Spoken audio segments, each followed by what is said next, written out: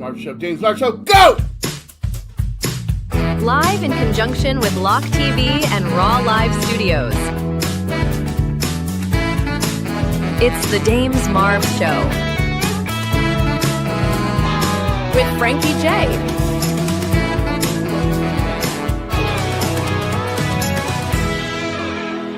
And here's your host, Dames Marvs. I'm never gonna love again. Guilty feet, got no rhythm. Oh, shit. Here we are. We're on. Hey, we're on. Welcome back to the revamped version of the Dames Marvs Show. Frankie J, what happened? What happened here? Well, Dames, from what I can tell, you and I got together, we had a creative meeting, and we leveled up, and everything looks good. Everything sounds good, and I'm ready to rock, man. So make sure wherever everybody's watching to like us. Too. Yes. By had a great meeting, Frankie means that he yelled at me for approximately 90 minutes, and we all would have came to blows if we would have been in the same room. Oh, yeah. Because I don't like change, guys. But here's the thing. You guys wanted some things different. I'm never going to change what I do. But the way it looks, that matters to me, that it looks good to you. And we talked. I hated to do it. But I knew the moment that we even started this 90-minute battle that I was going to change it. I knew that. Of course you did. We had to go through it. And we're better for it. I hope that you like the way the new layout looks. I'm very happy with it. I know Frankie feels like he continue on the project. And get some sleep. Yeah, he was losing sleep. Jesus. That's never good, guys. We don't want to lose sleep. We got an awesome guest for you today. Yippers. We'll get to that. I do want to talk about some birthdays because that's what we do at the front of the show, and let's get to that. We got this guy. Do you know who this is? I recognize him. He did that one fancy schmancy play that's on Broadway all the time that everybody wants to see. I'm not a Broadway guy. This is Lin-Manuel Miranda. Happy birthday. 46 years old. He's a handsome looking man. Happy birthday. Let us know in the comments if you know what he is responsible for. Yeah. Because I will tell you eventually. But happy birthday, 46 years old. Do you know who this is? Of course I know who that is. Who is it? It's my man. It's Flacco. Joe Flacco. Joe friggin' Flacco. He's a Super Bowl champion. He's 41 years old today, and he's retired. Did you know that he signed a one-day contract with the Ravens so that he could retire a Raven? I'm going to retire a winner. I know you're not a fan of that, right? It doesn't bother me. I like Joe. He can retire as a 49er. He's never played there. I don't care. He's a good dude. That would be weird. But okay, to your point. Yes, Joe Flacco, 41. Happy birthday. Sweet. How about this? You know who this is? I like it. You like it? This is Sade. Yeah, of course. She's 67 years beautiful. Ooh. I like them older like that. It's beautiful. 67. Well, if Come you to like them daddy. older like that, you'll probably really like this one. Hold on. Do you know who this is? Looks like a prisoner. This is, I'm sure our guest will have some very favorable things to say about this man. This is John Carpenter, man. This is Halloween. His resume is ridiculous. Go look it up. He's 78. Wow. He's 78 years old, and he, again, has one of the best films ever on one of the lowest budgets of all time. Sweet. And that would be the original Halloween. Yeah. All right. We've got this gentleman. Do you know who that is? Oh, I do. That is Albert Pujols. Pujols. Whoa. I would change my last name. To what? Not Pee-pee that. Hole? Albert Pee-pee Hole? Not that either. It's Albert Pujols, 46 years old. He's a retired baseball player. And then we got one more for you. Okay. And then we'll get on with the business. You know who that is? God, why can't I think of her name? That's Kate Moss. Okay, yeah. Yeah. Kate Moss is Yes. 52 All right. years old. I can do that. Today. Kate Moss. Kate Cute. Moss. Happy birthday. Yeah, happy birthday to all. And, I know there's a number of you that had birthdays. Just off the top of my head, my nephew had a birthday 2 days ago. Happy birthday, Neff. And, Happy birthday, Neff. A lot of my Facebook friends, I think I'm going to start doing that. I'm going to start saying happy birthday to my Facebook or my social media friends. Let's get this out of the way. Let's all right, just so you guys know, we got a big week next week. We've got coming into this very studio on Monday. We got Jeremy Peterson, the Doc. I didn't load his artwork for some reason because I'm an idiot. But we also have AJ Chambers. He is going to be here on Wednesday. And then Friday we have Kyle Hickman. Cool. Good week. A lot of cool things coming up. And we will try and keep things moving there. All right. I'm excited about tonight. I know. And you know what's coming right now in about 30 seconds?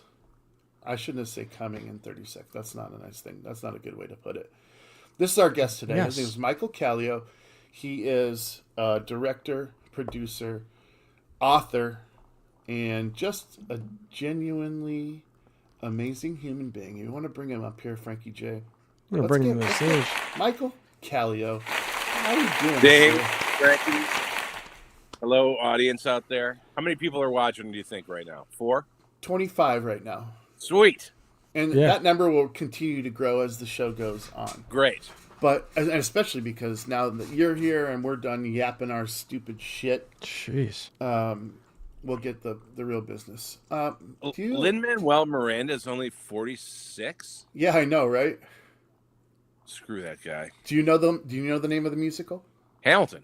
Hamilton. Wow. Good job. Yeah, of course. It's the musical based on my favorite actor, George Hamilton, from Love at First Bite. There you go. I like the first bite. That's not true, everybody. That's not true. That's not false. It's about the founding of our nation in rap. I mean, if you took like rap music. I thought it was about Linda Hamilton, star of Yes, Terminator. Terminator 2. Very good. Well, now you see the chicanery that we brought on board with us. Yes. Get ready for some nonsense, folks. Michael, I realized this before. What? And I told you before when you showed up in the pregame here that I've had you on many shows before. Yes. None that I've hosted. None. And we've never talked about your career. We've only talked about like a singular project or a movie that you had nothing to do with, where we just ripped on it for 90 minutes. Right. So I am really looking forward to this because there's so many questions. You've done so many things. Me too, because I love talking about myself. I know. I was going to say, he is, ladies and gentlemen, he is a self-proclaimed narcissist. So if you walk away from this not understanding that. I'll see you guys later. Yeah, but a self-deprecating narcissist as well. Those are the best kind. Let's see here. Where do we start? And you'll have to excuse me, guys, if I choke or cough or anything. I have a little bit of a cold, so bear with me. You know what? That's totally cool. Oops. What are you doing? No, I ain't doing it. We had this all sorted out. Oh, cool, isn't it? Everything is ruined. The first time I spoke to you, you were with another gentleman, and I can't for the life of me remember his name. But he was. I believe it was Ernie Trinidad. Trinidad, yes. And you guys were working on Howard the Duck, a documentary on the film Howard the Duck. Yes, the film and the fan base of Howard the Duck. And you were, at that time, you hadn't talked to Leah Thompson, or had you? There was a lot of people from the film that you hadn't actually gotten a hold of, that you ended up getting a hold of. So can you tell us where that project is at? and anything that cool that happened after Sure. we spoke. So I am currently the director of acquisition. When I'm not making movies, I'm helping distribute movies. I'm currently the director of acquisitions. Accusations. I'm the director of accusations. Yes, you've been accused of that.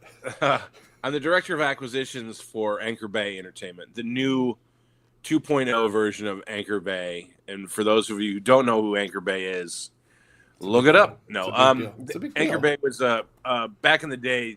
They were the the shout factory of the 80s and 90s. They spent many a year distributing, starting with VHS and then DVD and Blu-ray of all your favorite classics, such as Halloween. Happy birthday, Mr. John Carpenter. Yes, sir. God, I hope I don't look that bad when I'm 78. Just cut your hair. I know. What are you talking about? It's great. Just Yeah, cut my buzz that hair. shit. Start 6 packs of cigarettes a day again. All right. So Howard the Doc is done. We are trying to figure out a release date for it currently.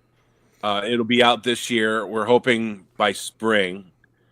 We're doing some special packaging for it by a guy who works for, he's a cover artist, an exclusive cover artist for Marvel and DC, amongst other things. I can't remember his name, but he's friends with the guy who runs Anchor Bay, Tom Zambek. We got to interview Leah Thompson, Jeffrey Jones, That's huge. Ed Gale. Oh, even bigger. Yeah, a little taboo in both those last two because Yeah. of the accusations of child stuff. Ugh. But we have those guys on camera. Basically, we got the heavy hitters. We got Willard Hike, however you pronounce the director's name. Unfortunately, we didn't get his wife because she had passed. They co-wrote the movie together. Right. She had passed prior to us interviewing him. We got Phil Tippett. He was our first big name that we interviewed. The only person that we really wanted to get was Tim Robbins and his was it his manager? His manager or his agent, or they might be both. He might be both the same thing. He yelled at us to not approach Tim ever about it because we were going to approach him at a play that Tim Robbins was not only directing but acting in here in town, here in Los Angeles, a couple years ago. Wow. And I'd reached out to his manager to say, like, hey, we would like to talk to Tim about it, and he threatened us. Jeez. That was funny.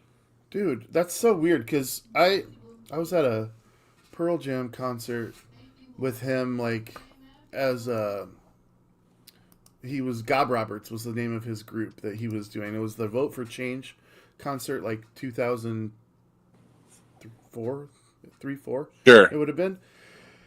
And he comes out afterwards, and he's just standing there, and my friend walk up to talk to him. He's just was like the nicest dude ever. He's like, yeah. Interesting.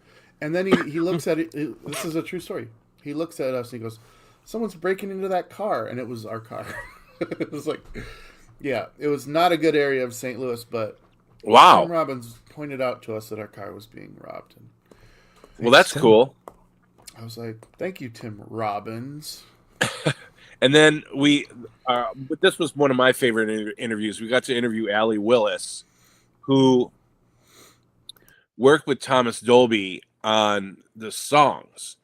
Allie Willis is an infamous songwriter from my hometown of Detroit, Michigan. She wrote September for Earth, Wind, and Fire. Oh, So, like, she was in this weird, what I like to call alternative Hollywood bubble.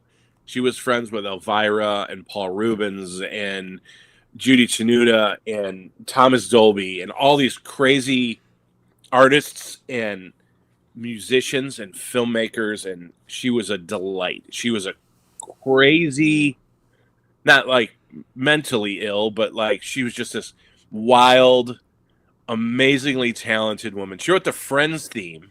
What? Yeah, she wrote the Friends theme Wow. to get out of a contract. So paid her. She said she was in this. I can't remember exactly what the contract was for, but she was like, "I want out of this contract. Or whatever I can do to get out of it." And they said, well, Brett, we need a theme song for a sitcom, and this band is going to perform it, but you got to write it. She wrote it. She got a $2,000 check and never a residual.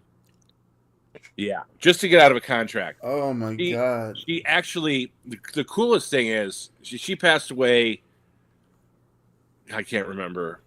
I think it was 2019, just before the pandemic. No residuals on. No, Dude, and she lived in this wacky house just down the street from me. It's like a mile and a half away. That was built by Paramount to specifically have parties.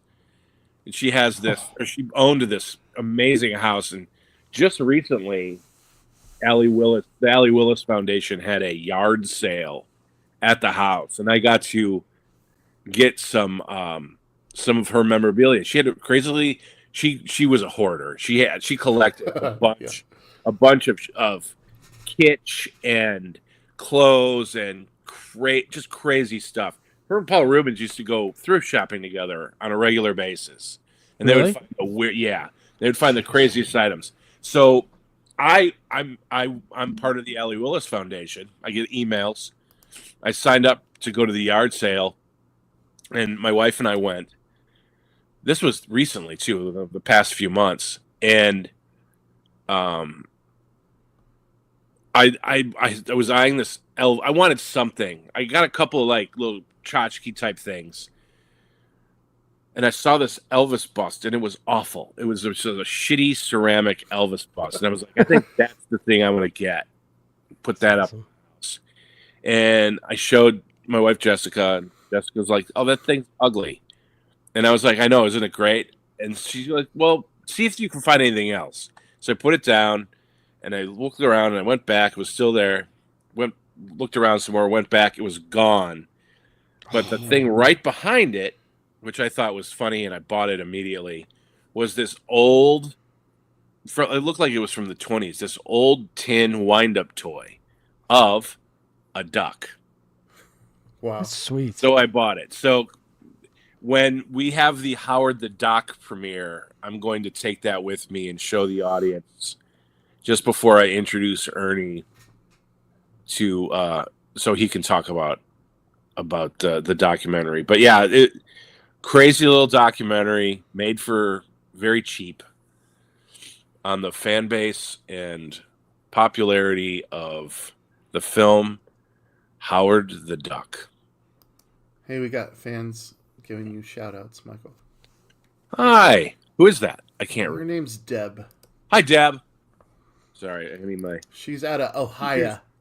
Oh, right on. Midwest. Rock on. You want to tell the people where you're located? Like exact address? Yeah, Let's get the doxing over with. I'm at 1234 Easy Street. Sweet. No, I'm in North Hollywood, California right now. I'm originally from Detroit, but I've lived here now since April of 2004. So, for all you Catholics, what took you down there, Michael? Well, several things took me here. One being a filmmaker, but two, the weather. I just couldn't deal with Michigan winters anymore. Oh, you would hate where I live. Where do you live? I live in the Adirondack Mountains. Yeah, I'd hate it. It's like 1 degree right now. Like, yeah, I would hate it. Confirmed. 1 degree. See, that's not enough degrees. Yeah, it's minus something with the wind chill, but I love it. It's real small population, and it's cold all the time, and things slow down. I understand that. I really do. But like, I talked to my mom earlier, and she's like, "We got 5 inches of snow today," and I was like, "Good for you." I don't got to shovel it. It's kind of snowing outside right now, but whatever. Jeez. I'm Michael, you would have a a meltdown. Literally, no pun intended. If I told you how much snow we've had this year already since November, we're up to almost 10, 11 feet so far. That's And a lot. yeah, it's I grew up in Buffalo, so for me this is heaven on earth. Well, what really was like the straw that broke the camel's back was I was staying with my mom, and she lives on a dead end road in Redford, Michigan. And I was supposed to go to work. Before I moved out here, and in between like movie stuff, I worked at a nightclub, a music venue called the Royal Oak Music Theater. I bartended there, and I had to go to work, and it was snowing, and it got really bad during the day, but I was going to go anyway. And I pulled my car out to go to work, and it died in the middle of the street. So my mom said, well, just take my car and, get to work and make some money and come home. We'll deal with it later. And I backed her car out, and it died in the middle of the street. And it was freezing cold and snowy, and no one could. But I think my mom's 8 houses in, and there's another 14 houses on both sides that people live. People were driving over the lawns. They were pissed at us. It's like AAA couldn't show up because the weather was so bad, and they were so busy. It was three days later they finally showed up to help us jump our cars. It was a nightmare, and I went, I can't do this anymore. It's too much. Man. So it's not for everybody. California. Yeah, not for everybody. You're an interesting guy. You do a lot of different things. The Anchor Bay thing is really exciting to me because a lot of the things that I have on my shelf are Anchor Bay, and I love. Me too. I love what they've been doing with the packaging on some stuff. I mean, just good, nice looking stuff. Yeah, so, thank you. I'm really happy that you are, and if I ever make a film, I'll be like, hey man, right, man, get us on Anchor exactly, Bay, please. Well, it's funny. It's kind of a full circle for me too, because Anchor Bay released and re-released over and over and over the Evil Dead trilogy. Yes. And Bruce Campbell produced my first film. So when we finished it, Bruce went right to Anchor Bay and said, you guys have made so much money off me and Sam and Rob. You need to take this movie. And they did. So my first movie was released on Anchor Bay. And what was that one called? Hatred of a Minute. Starring me and Gunnar Hansen. So that happened, and then this crazy a couple of years ago, the genesis of it was I had met a guy who helped me. I went back to Michigan about 7 or 8 years ago to get all my film elements and bring them to Los Angeles because I wanted to do. I was working on trying to get a Blu-ray release of my second film, Mutant Swinger from Mars, my 15 sci-fi spoof, and Hatred of a Minute. And Bruce financed my trip back to Michigan, and I drove all my negative out back to LA. And we found out that there was missing negative in the Hatred negative. What? Yeah, there was 2 reels missing. And luckily, every frame was saved onto Digibeta. It was transferred to Digibeta, but there's missing negative. And the trail, there it is. The trail, the negative trail is so small, it could only be in one of 2 places. And one of those places was Crest National, which did all the post work and DVD authoring and that for Anchor Bay back in the day. But they had closed in 2013, something like that, 2013, 2014. So like so long ago. I know. So this was 3 years ago now. It was just before the pandemic. So it was 2019. So that's when I went back. I didn't get the movies didn't get transferred till the beginning of 2020. So the guy who had done the film transfer was like, "You're missing 2 reels."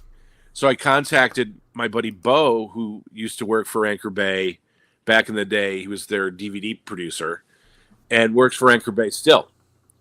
So I got in contact with him. He had to dig up a hard drive from like 2012, 2013, because I'd called him and said, like, look, there's negative missing.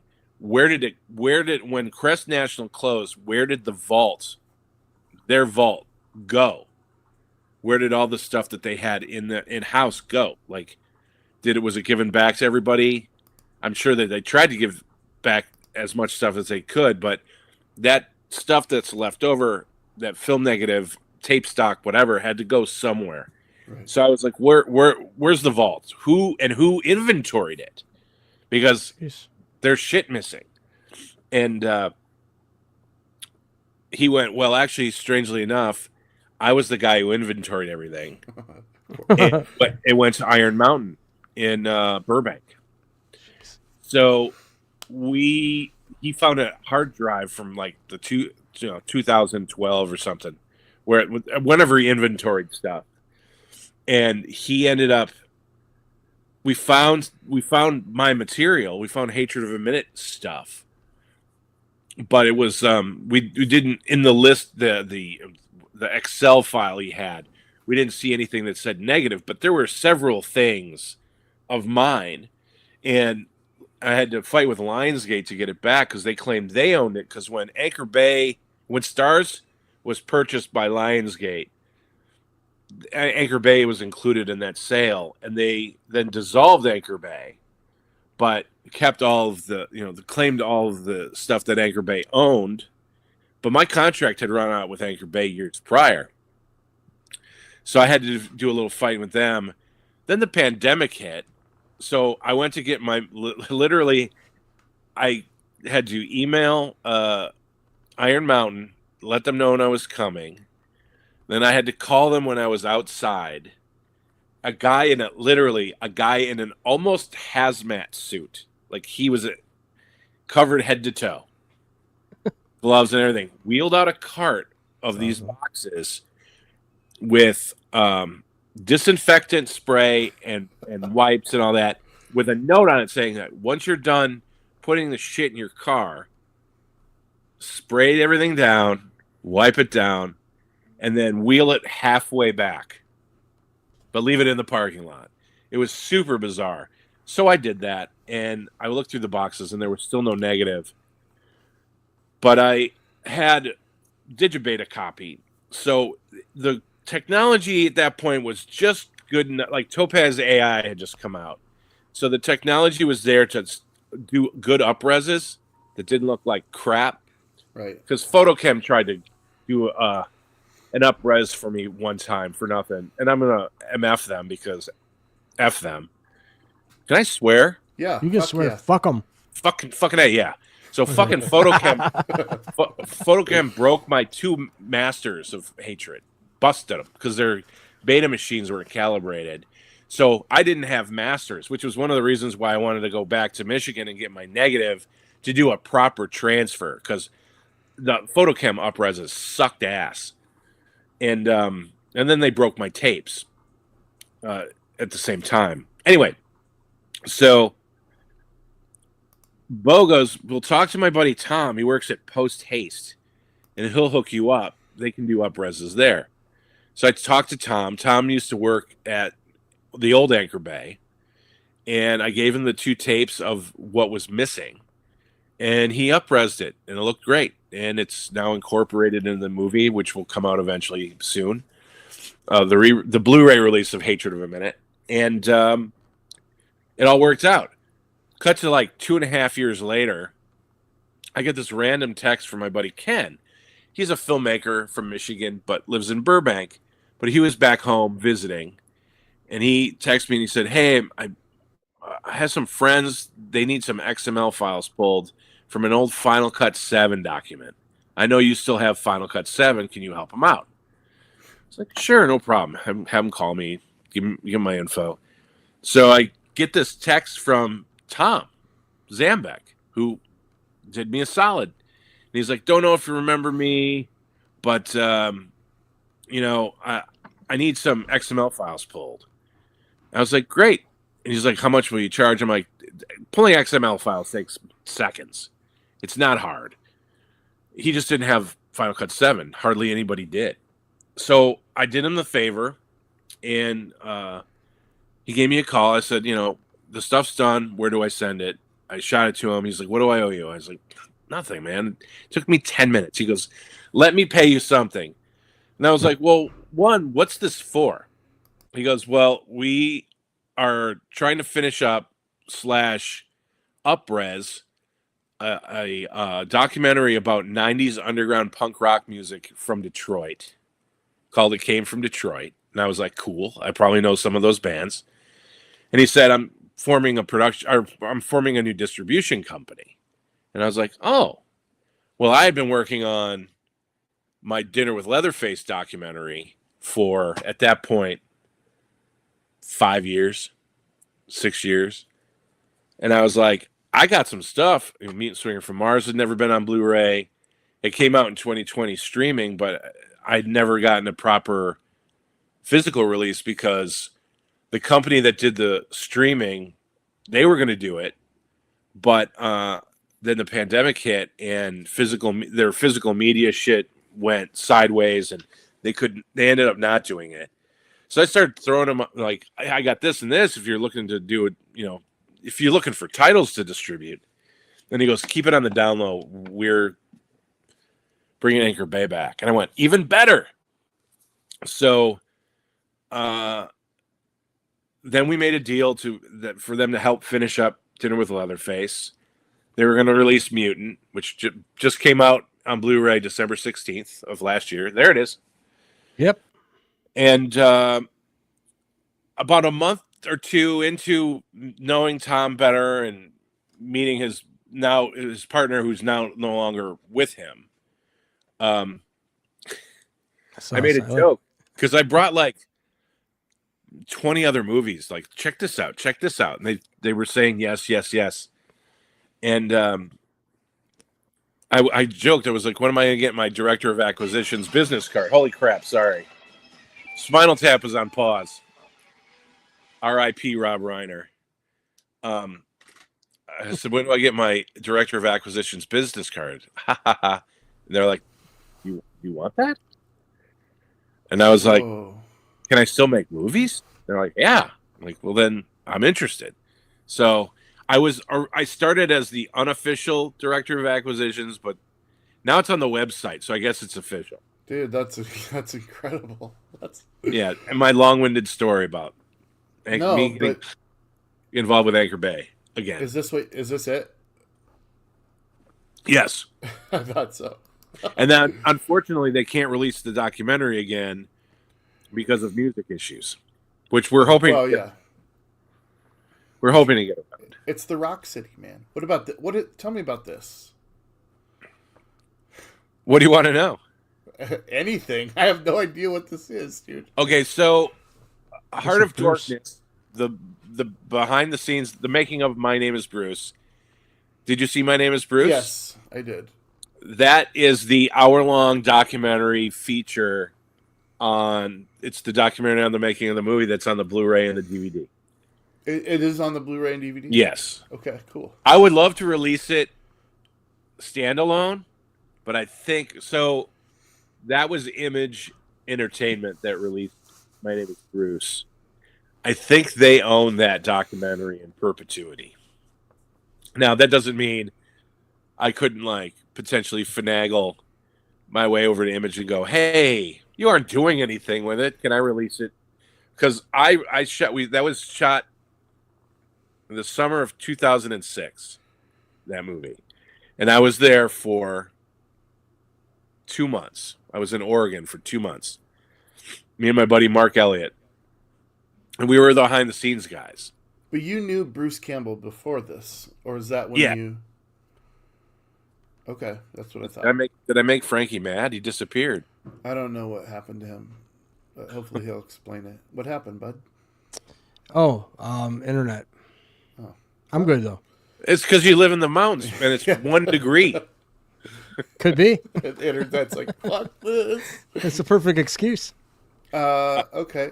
Yeah, I knew Bruce. I met Bruce. Well, I originally met Bruce in 1990 at the first Fangoria Weekend of Horrors. And it wasn't like an official meeting. It was I was in the costume contest as Darkman. Okay. And I had there was very little reference to it, what Darkman looked like, except like 2 weeks prior to the convention, Fangoria released their first issue with Darkman stuff in it. And me and my old boss, I used to work for a novelty company that made their own line of Halloween props. So we sculpted a Darkman mask for me to wear. And I met him then. But then I met him. I was dating a girl when I was trying to raise money for my first movie, and she used to babysit his daughter Rebecca when she was just a little baby. That's crazy. I guess that's what happens when you live in Hollywood. No, this is in Detroit. Oh, really? Happens everywhere. So I was dating this girl, and she knew Bruce because she babysat his daughter. And then when I was trying to raise money, trying to learn how to raise money, or how, what were the routes, what kind of legal work did I need, she reached out to Bruce, and we met at a Fangoria convention in Chicago. So I met him briefly in Detroit, met him again years later, where we actually went to dinner, and I actually got to talk to him one-on-one in Chicago. I think that was 91. And then time passed. The girl and I broke up, but she had written down his P.O. box in a notebook of mine that I had. And one day I found it and went, I'm going to write him a letter, because I had no other way to contact him. So I wrote him a letter to his P.O. box. And that's when it started, when 3 weeks later, he called me on the phone. Wow. And said, I'm not going to give you any money because I have none. I just went through divorce. But I will be your mentor and show you how to do this bullshit. So, and then... Just for a frame of reference, people. Yes. We're talking about Bruce Campbell, the legend. I mean, this guy is a legend. What Evil Dead movies, we're talking, I mean, cult hero, right? Pretty much. Yeah, that's crazy. Can I ask you a question? Yeah. I'm sure you've heard this a million times. Everybody, well, not everybody, but a lot of people that have met him at a con or a signing, they walked away with like, he's the nicest dude that I've ever met. And I know that that's not, but I want you to set the record straight. What kind of guy is Bruce? Is great. Bruce It's Campbell? when this is what people don't understand about Bruce, because I've heard celebrities that have been with him on the convention circuit have said, like, he's kind of grumpy. He's kind of a dick. He isn't. His character that he portrays at those conventions is, because he's putting on a show. He is constantly putting on a show. Now, yeah, sure, he's human. He has bad days. He gets grumpy. Sometimes he gets hangry, just like any of us. But for the most part, it's just an act. It's his persona. So like Frankie. Yeah, Yeah, I was Really- gonna not really a dickhead, but There's all kinds of factors though.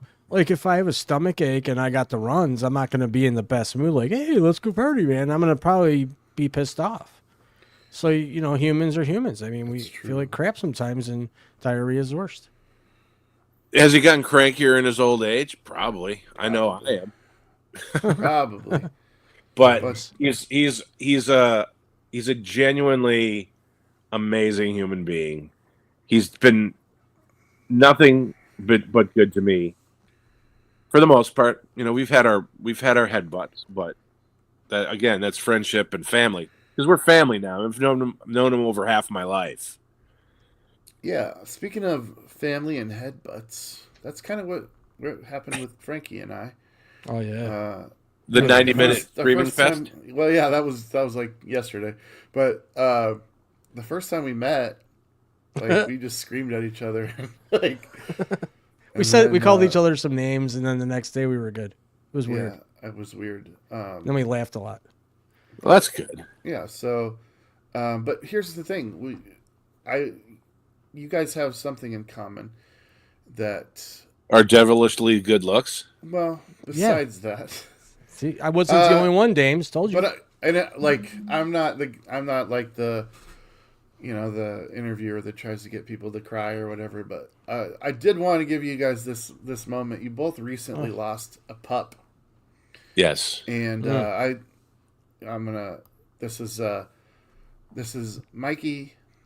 This is Buddy, and this is your wife. Yeah, Jessica. That's That's Jessica. Jessica Kallio. Very And pretty. tell me a little bit about Buddy, and then I'll let Frankie tell you his tale. You want me to tell you the how we the gotcha day we got Buddy? Yeah, how long did you have him first, and then the? Almost 16 years. Yeah, that's a long time. Yeah. Buddy came into our lives around Christmas time, which is why he's named Buddy, partially, because we both love the movie Elf. Jessica worked when Buddy was found. The back of the school, there was an alley. There was this little tiny puppy running around in the alley with no collar, chasing kids on bikes, skateboards, or cars. He was getting into their garbage, but when anyone tried to approach him, he'd duck into a yard because their backyards and garages butted up against this alley as well. So they finally were like, "Hey!" They knocked on the person's door that of the yard he was escaping to. They're like, "Your dog keeps getting out, and we're afraid it's going to get hit by a car, like run over." They're like, "Oh, that's not our dog. That dog just showed up and started eating our other dog's food." I love that. So the owners of the school, they were going to take Buddy, but they were worried about they had a dog already. They were worried that dog would be pissed. So Jessica kept texting pictures of Buddy to me, and I'm like, "He's very cute." No fucking way. Because I had lost a dog in 2003 before I moved here. I found my dog Mina she was a 13-year-old cattle dog, and she died in the snow. That's partially maybe one of the reasons why I don't like snow. It killed my dog. No, Not laughing. but I didn't think I was ready for another dog, and it had only been. I wasn't even thinking, but now that I think about it, this is 2010. Yeah, that sounds about 2009, 2010, one of those.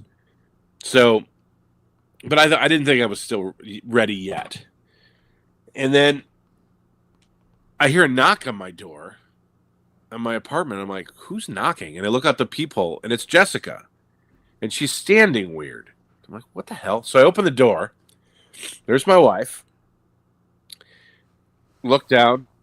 There's Buddy, this little tiny pup, and in my wife's left hand is her belt that she used as a makeshift leash for this tiny dog, but it was a wide belt. So here's this dog going like, "Get me out of this belt." It's around his neck, and she's with her other hand. She's holding her pants up because Kodak moment. yeah, she had it. That's why she was wearing a belt. Otherwise, her pants would have fallen down. So I let them in, and I looked back down at him, and I just went, "Fuck, okay." And then You're like, I have he a dog. became my best friend. So That's awesome. Frankie, your dog. This is a kind of you're at that moment now. Like you just lost a one-eyed Willie. What? Yeah. 6 months ago? I lost Willie October 18th, wow, prematurely. Yeah.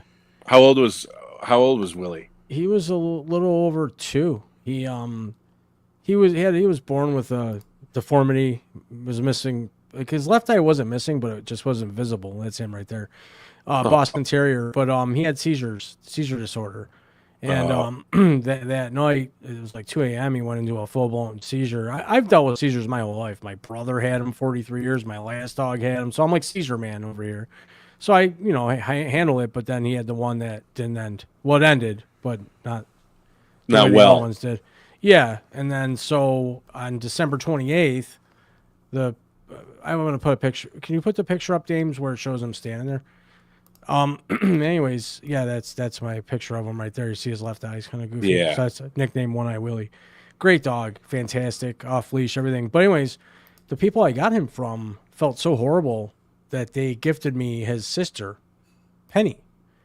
Oh, Penny. So I picked her up. She's a little under 3, obviously, same litter, and I've had her since a little after Christmas, and she's settling right in, fat little thing, and really Good. cool, very cool dog.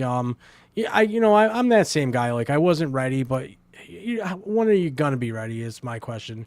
True. I have to have a dog in my life. I live alone. I live in a spot in the States, and you would know this, Michael. You've traveled.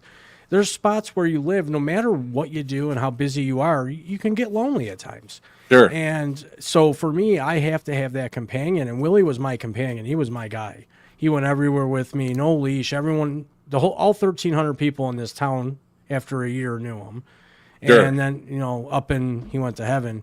So he's buried in a really beautiful spot, a really, really nice remote area in the Adirondack Mountains with a little tombstone. And now I got his sister Penny, and she's filling the shoes. So I get it, and sorry for your loss. You too, man. Thank you. Yeah, dogs are huge, and people don't realize animals are part of your spirit sometimes. Yeah. So, Yeah, Buddy declined over a little over a year. He was declining, and Yeah.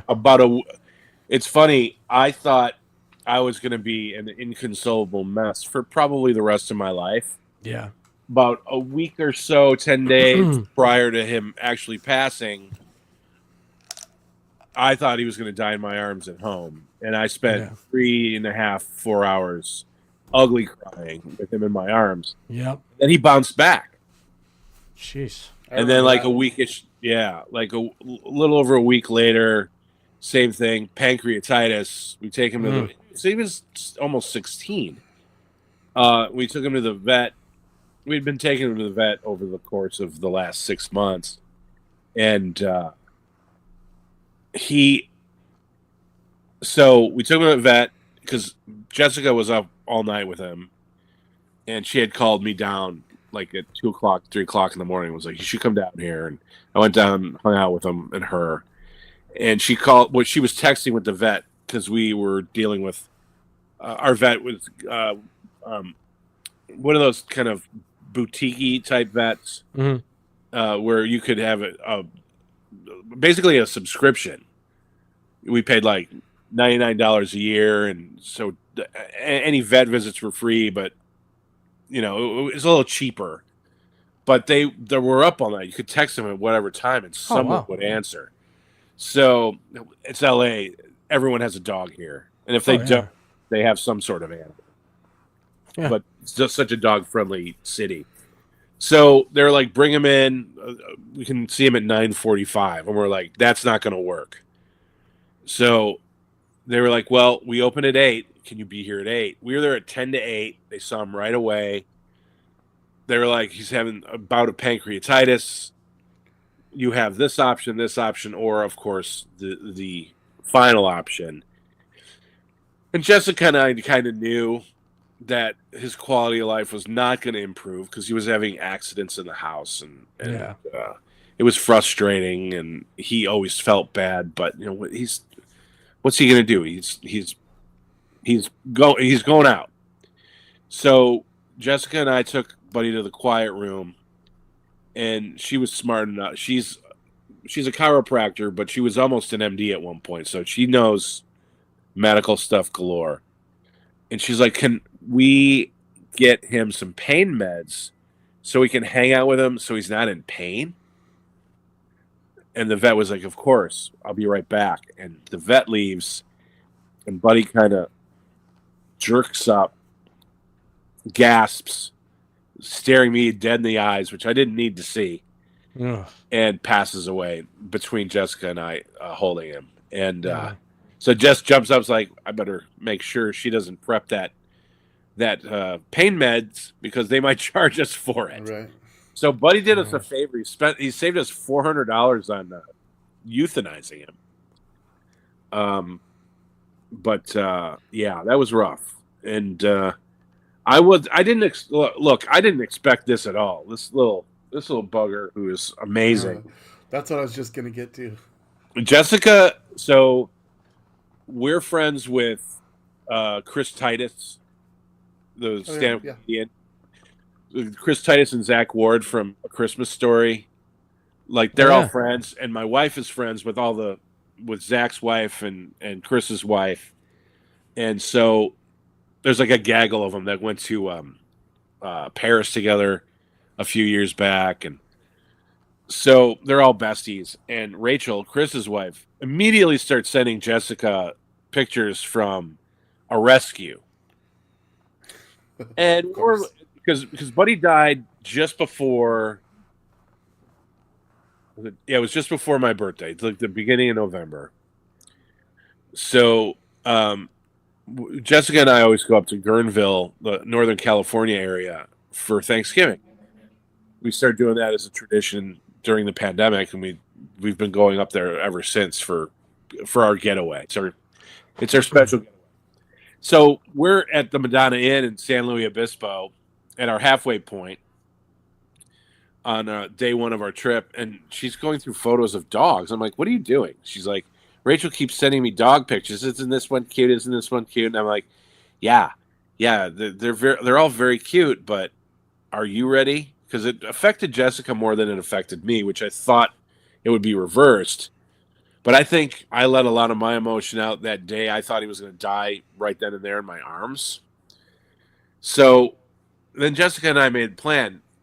In February, Bruce Campbell just made a movie. He's premiering in Oregon on Valentine's Day, which was the day Jessica and I first met back in 2008. So we're going up there for that. And then in the middle of March, we're traveling to Orlando because she's got to work, and I want to see all the new Disney World shit, the Dark Universe and all that stuff that just come out recently. I want to go ride the Tron roller coaster. So while she's working, I want to fuck around. Because I haven't traveled. Buddy kind of, unless Buddy was with us on a road trip, I was kind of landlocked because we really didn't have anyone to watch Buddy. We didn't want to kennel him. Yeah. So we were like, we're going to wait till like end of March, beginning of April, maybe May, get a dog. She sees the picture, Mitch, and she's like, "I want to go meet him." I'm like, "Okay." I want to go get him. Yeah. Well, that's what ended up happening. She went to meet him, and she this was a couple of days ago. She FaceTimes me. And I'm like, "Well, what's she FaceTiming me for?" I pick up, and it's Mitch. And I'm like, "Oh, is that Mitch?" I'd forgotten she was going to go visit him. And she's like, "Yeah, I'm bringing him home." I'm like, "But what about?" She goes, "We'll figure it out." Okay. And You're they the boss. called it puppy love. Yep. And then he walked in, and I was like, "Oh my God, ridiculously cute, so sweet, so mellow." I mean, right now he's just chilling. Yeah, Just we got to see it. We got to see him. one more time. You're gonna be mad. Like, Let's have a dog show. Oh my God. Look at that. Look at that little son of a gun. He's sleepy. He's like Smelling the funk on the beard. That's right. He's like, why is there gravy in here? Is that a squirrel? Yeah. Here, we'll have a dog. Is that off. Jimmy Hoffa in there? No, what's funny is he's been so Penny. Penny Lane. I love it. he's been so chill in that, and Dude, we're dog like I took lovers. him to lunch yesterday, and he was very mellow. Today I made a breakfast sandwich from Trader Joe's, and he went nuts. He has this thing where he'll bark. What is that? It's my Jack Nicholson bust. Oh, okay, perfect. Is that, That's is all that I your have. dog? That's all I have. Look at us. Hey, man. We both got our dogs. I'm telling you, puppy power. Puppy. Fisticuffs. So Here's Dames. So I'm eating the sandwich, and he starts going, and then barking like, "Hey, give me some of that." I'm like, "Wow, you got comfortable real quick." Yeah. He was mad I wouldn't share. He's going to take He your was chin off. mad, and he just eaten. I just fed him. He's like, "That stuff was bullshit." I want the cheese with the wrappers. Exactly. Hey, You're- I'm going to dive into a couple of questions that we ask all our guests. Sure. You know what this is? That's a hoagie. But well, you're not wrong. Actually, I'm sorry. No, that looks like a Chicago dog to me. There you go. Whoa. I spoke too fast. I You saw knew it. I saw the tomatoes and the pickle, and then the sausage was last. But like the roll is wrong. No, it's right. It's got the I know, poppy but seeds. that's why I'm not a Chicago dog connoisseur, but I know what they are. All right, But so I've never thought like a poppy seed roll was right for Chicago dog. the question is ketchup acceptable on a hot dog to you? Yeah. Really? Yeah. Mikey? I thought for sure. I thought for sure. You had my back on this. Wrong answer. Well, I mean, why wouldn't it be? Ketchup's acceptable on anything. Just ask the filet mignon. Put some Heinz on that puppy. Yeah, You're getting gonged all the way out. I mean, Vic. All right. like we're He's like, way too picky. Maybe we're way too picky. All right, I know that the comment section's gonna blow up now. With grow up, and I'll tell you, grow up. If you're putting ketchup on a hot dog after the age of 8, you grow up. James, one time I have to interrupt. So we were on this Twitter space, and every time someone would come in, of course, the question would come up: will you put ketchup on a hot dog? And Dames finally kind of lost his cool, and he goes, if I'm ever out and I see someone with ketchup on their hot dog, I'm going to smash it out of their hand. Fucking grow up. I could see it. It's probably going to be me. And it's not. I mean, just if it ever I'll pay for your new one, and I'll say, I just needed that for therapy. I'm so sorry. That's all right. You know what's funny? I'll tell you a hot dog story. Two. One's very quick. My wife loves hot dogs. She will tell you. She's like, I love hot dogs. She'll say it like a space cadet. And it's adorable. But that's story number one, which wasn't really even a story. It was just me making fun of my wife. I liked it. Good. Two, I will go when I go to the movies. Every once in a while, I like a dog. I don't put anything on it. I eat that bun, meat. That's it. Yeah, I'm the same way. With cheese dogs, I don't need anything but a roll and the Oscar Mayer cheese dog. There you know go. What though? This moron doesn't even like buns on her hot dog. So she just eats a wiener with ketchup on it. Fucking. That's even weirder. Hey, you leave her alone. She lives close to you, so. Yeah. All right, me and you, Becky. Must be a SoCo thing. Oh, is she in SoCal? A bunch of weirdos down there eating ketchup on their dogs. Yeah. No. Do you take the skin off them too? All right, well, let's get your second story. That was both. Oh, that was it? Okay. I know, it's like riveting. Well, you made it sound like it was going to be a longer story, but so here's the second question that we like to. Who's your celebrity nemesis? No. My celebrity nemesis. Yeah. Should be her. No, I'm kidding. You're welcome, Becky. You know how like Sheldon has Will Wheaton is his Will Wheaton? Will Wheaton. Who is my celebrity nemesis? God. Frankie's is Pink, or no, Frankie loves Pink. I love Pink. is Taylor Swift. He doesn't like Taylor Swift. Oh no, for no reason. for no reason. I love everybody, Dave. I knew you were going to be that bastard that doesn't have a that for a while when he was still fat, it was Kevin Smith. Oh yeah, he fucked you over. Huge. He fucked us both over. I used to get, oh, you look like Kevin Smith all the time. Now they're like, hey, you're like a fat Kevin Smith, and I'm like, oh my god. I get to look like I'm the fat one now. Well, I used to see people are like, "Oh, you look like Kevin Smith," and I'd say, "I wish my bank account looked like Kevin." No Smith. shit. No shit. I wish my movie budget or my film budget looked like Kevin Smith's. Come here. Oh man, I wish I had that picture pulled up because I met him and I got my picture with him, and of course I'm like, Kevin Smith is known for being the chubby fat guy, and I'm like, I'm the fat one in this picture. Great. Right. Great. It's me. We're supposed to deal with Kevin on. Hopefully, we're trying to get Kevin involved with Anchor Bay a little bit. And we picked up a couple of movies from this filmmaker named Joe Black, who's connected with Kevin. God, I want to join Anchor Bay. Come on down. We need all the help we can get. God, that's a good one. Celebrity nemesis. I was never a huge Kevin Costner fan. Really? There's certain movies I like him in. I get that. I hear he's not a really nice guy. No, he is. Films.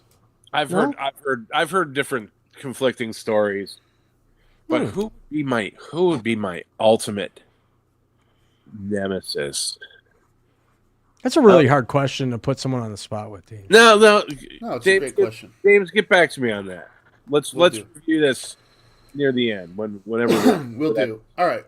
There's one thing that you kind of brushed over, and I want like a more detailed explanation of this because I know this is a big deal. This might be one of the biggest things that you've ever done here. Yeah. This is a huge deal. I actually watched this movie and I rated it, and I'll tell you, Mikey, if you will. When I rate movies, I have a system.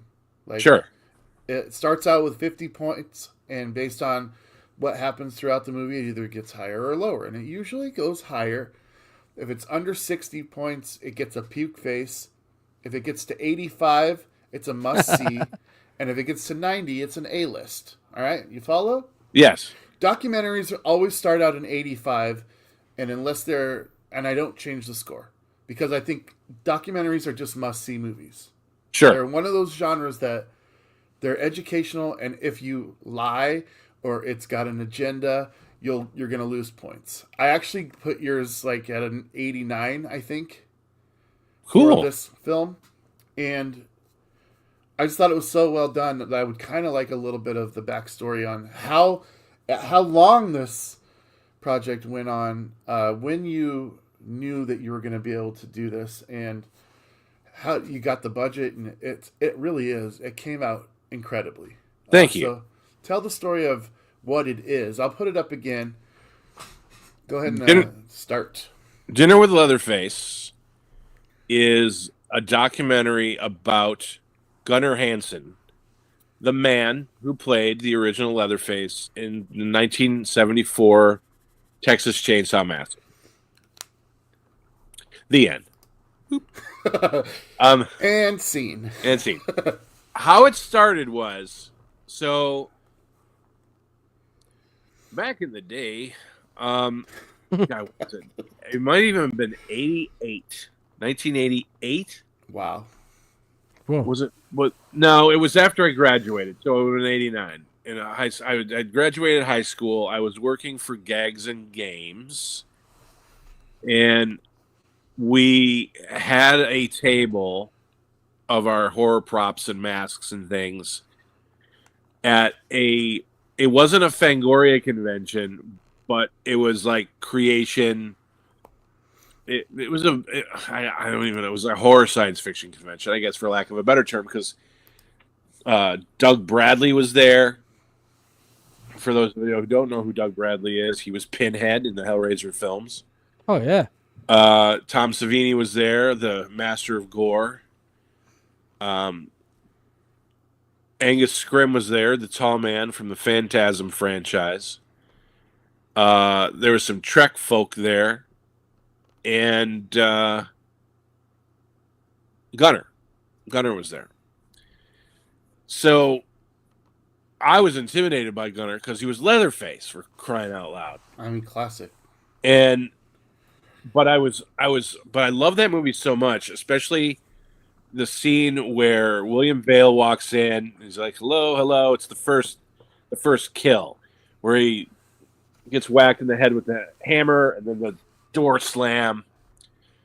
Amazing scene. The sound design in that moment is incredible. So Gunner had some downtime because Angus Scrimm was reading poetry in the main hall, where the main auditorium, which was really weird because who'd have thunk Angus Scrimm wrote poetry, but he did, as did Gunner, which I found out much later in life.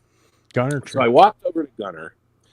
Me and a writing partner of mine at that time had written a screenplay that was going to be my first movie, called Southern Hospitality, which Bruce Campbell described perfectly as deliverance with chicks. Thank you. Exactly. So I was like, I'm going to go talk to Gunner because he had no line at that moment. So I walked over to him very timidly, like, "Hi, Mr. Hansen." We had the table, like, we were like across the walkway and about 2 tables down. So he was so nice. I immediately felt comfortable talking to him. And we started chatting. I was like, "That scene." And out of his mouth, he goes, "What makes that scene is the sound design." And we just went on from there. We talked probably for about 15, 20 minutes just about that.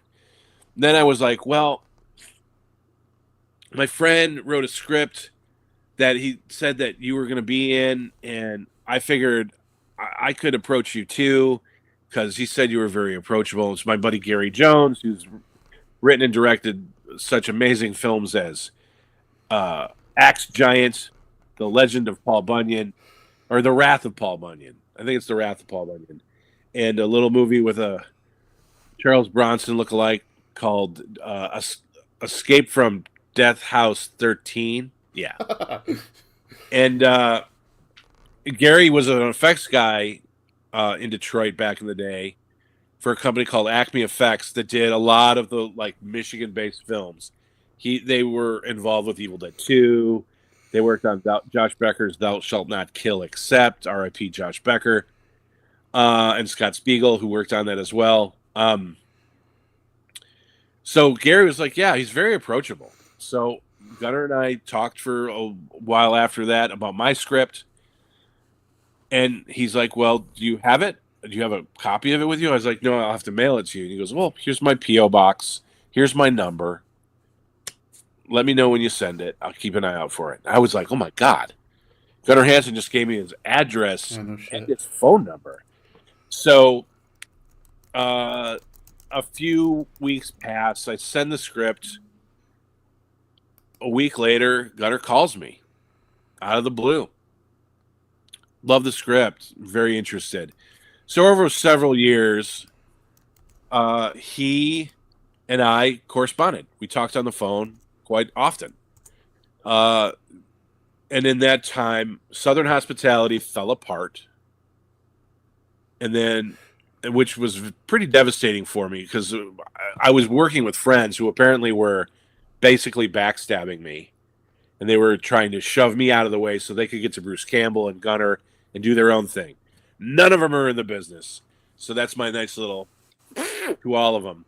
But I ended up writing Hatred of a Minute with Gunnar in mind for a role. And I sent it to Gunnar after the fact. I told him what had happened. And Gunnar was, the great thing about Gunnar was during that years, I don't even know how many years passed from meeting him to us making a movie together. It was several.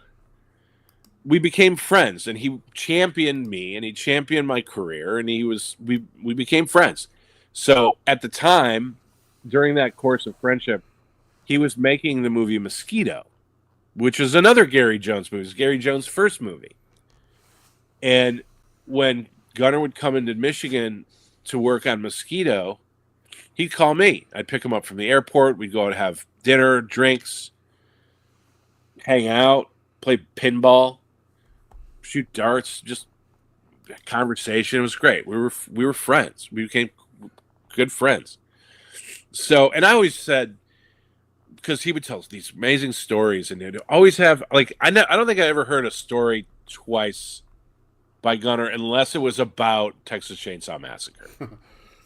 And that was, someone that I knew that didn't know that I'd heard the story 1,000 times. And you're like, yes, tell me as many times as you want about one of the greatest cult classic horror films of all time. If you call it a cult classic to him, he would correct you.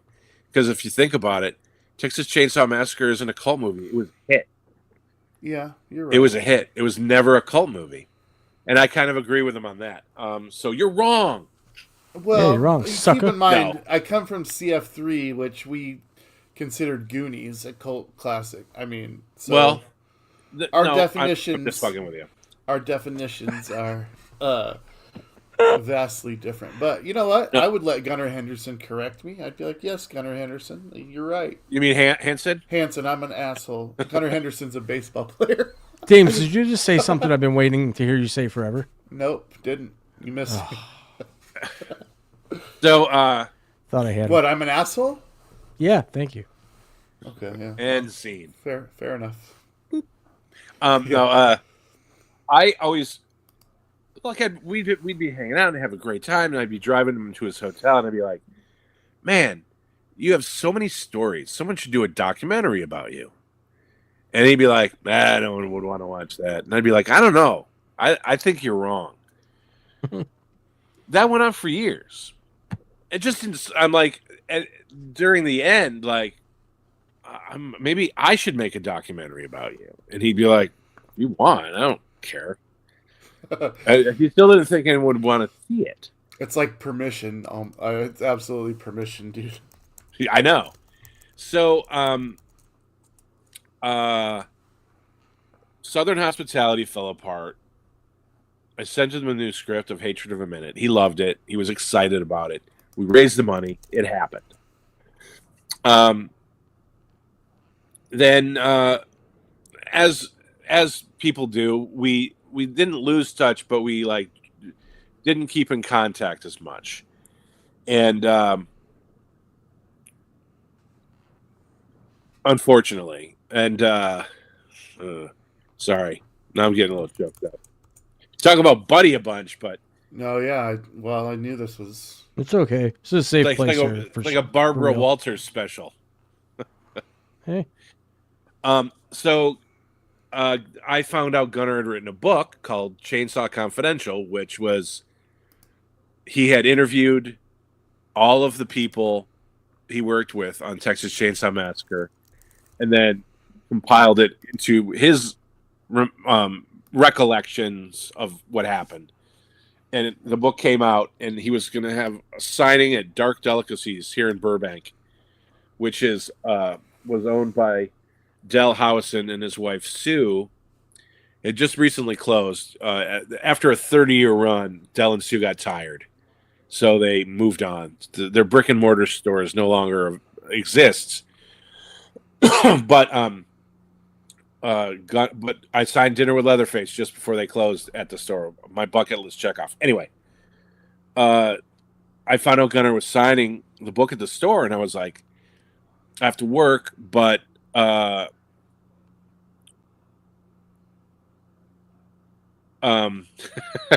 I just saw a note.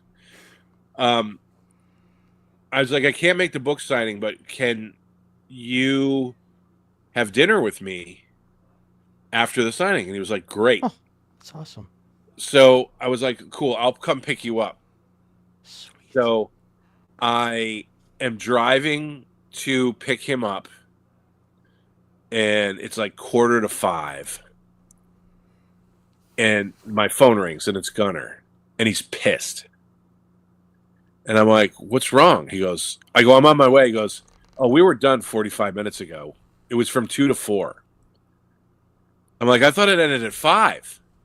He goes, nope, 2 to 4. And I went, I'm so sorry. I'll be right there. He goes, I've already made other plans. Talk to you later. And he hung up. That was the last time I talked to him. Shit. And then a few years later, he died. So that was part of my motivation, because I didn't talk to him after. I sent him an email apologizing. I'm like, I thought you were signing from 2 to 5. I didn't realize it was 2 to 4. My bad. What can I do to make it up to you? And he responded, but he was still mad. And so in November of 2015, I think it was 2015. Yes. 2015, he passed away. I had spent all day. This is the day I found out. The day he passed away, I found out.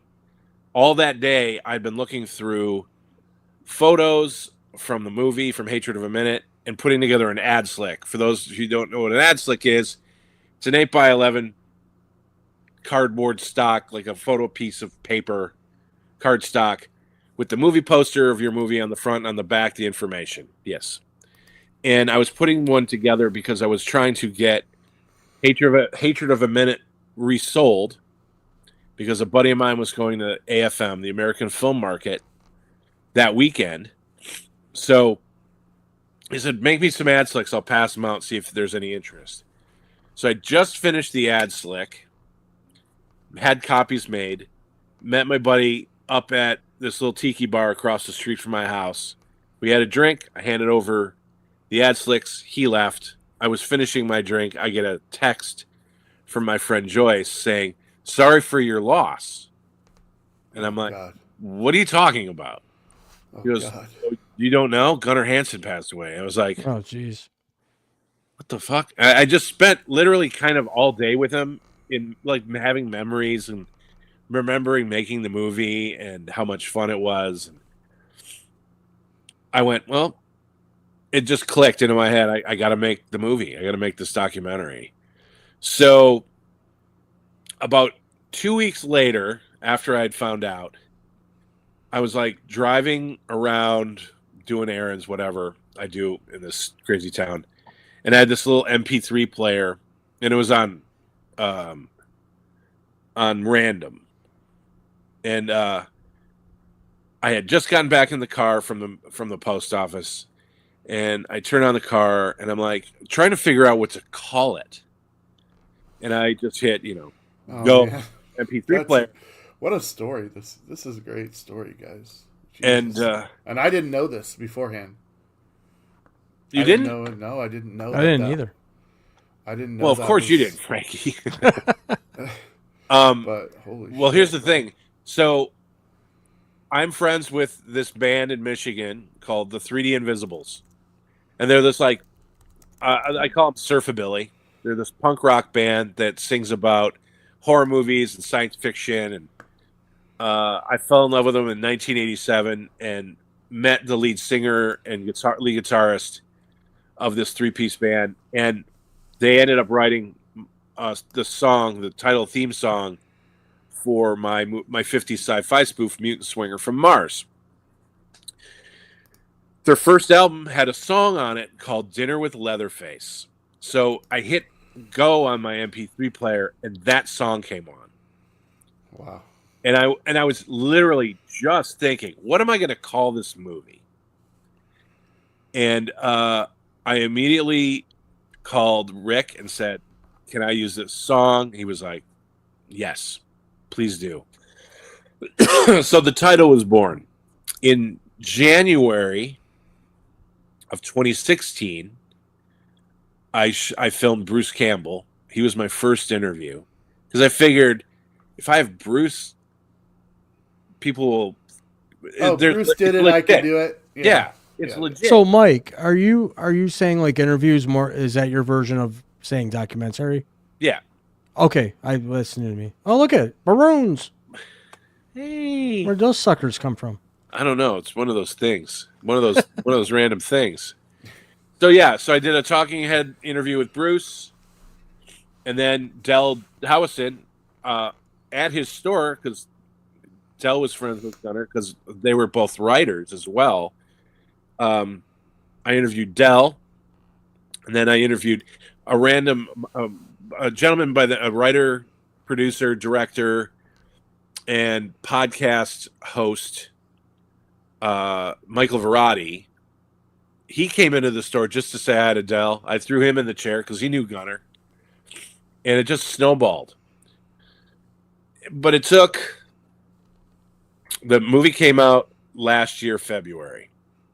Yes, and I'm looking at I reviewed it on April the 25th, and I indeed A-listed it at 90.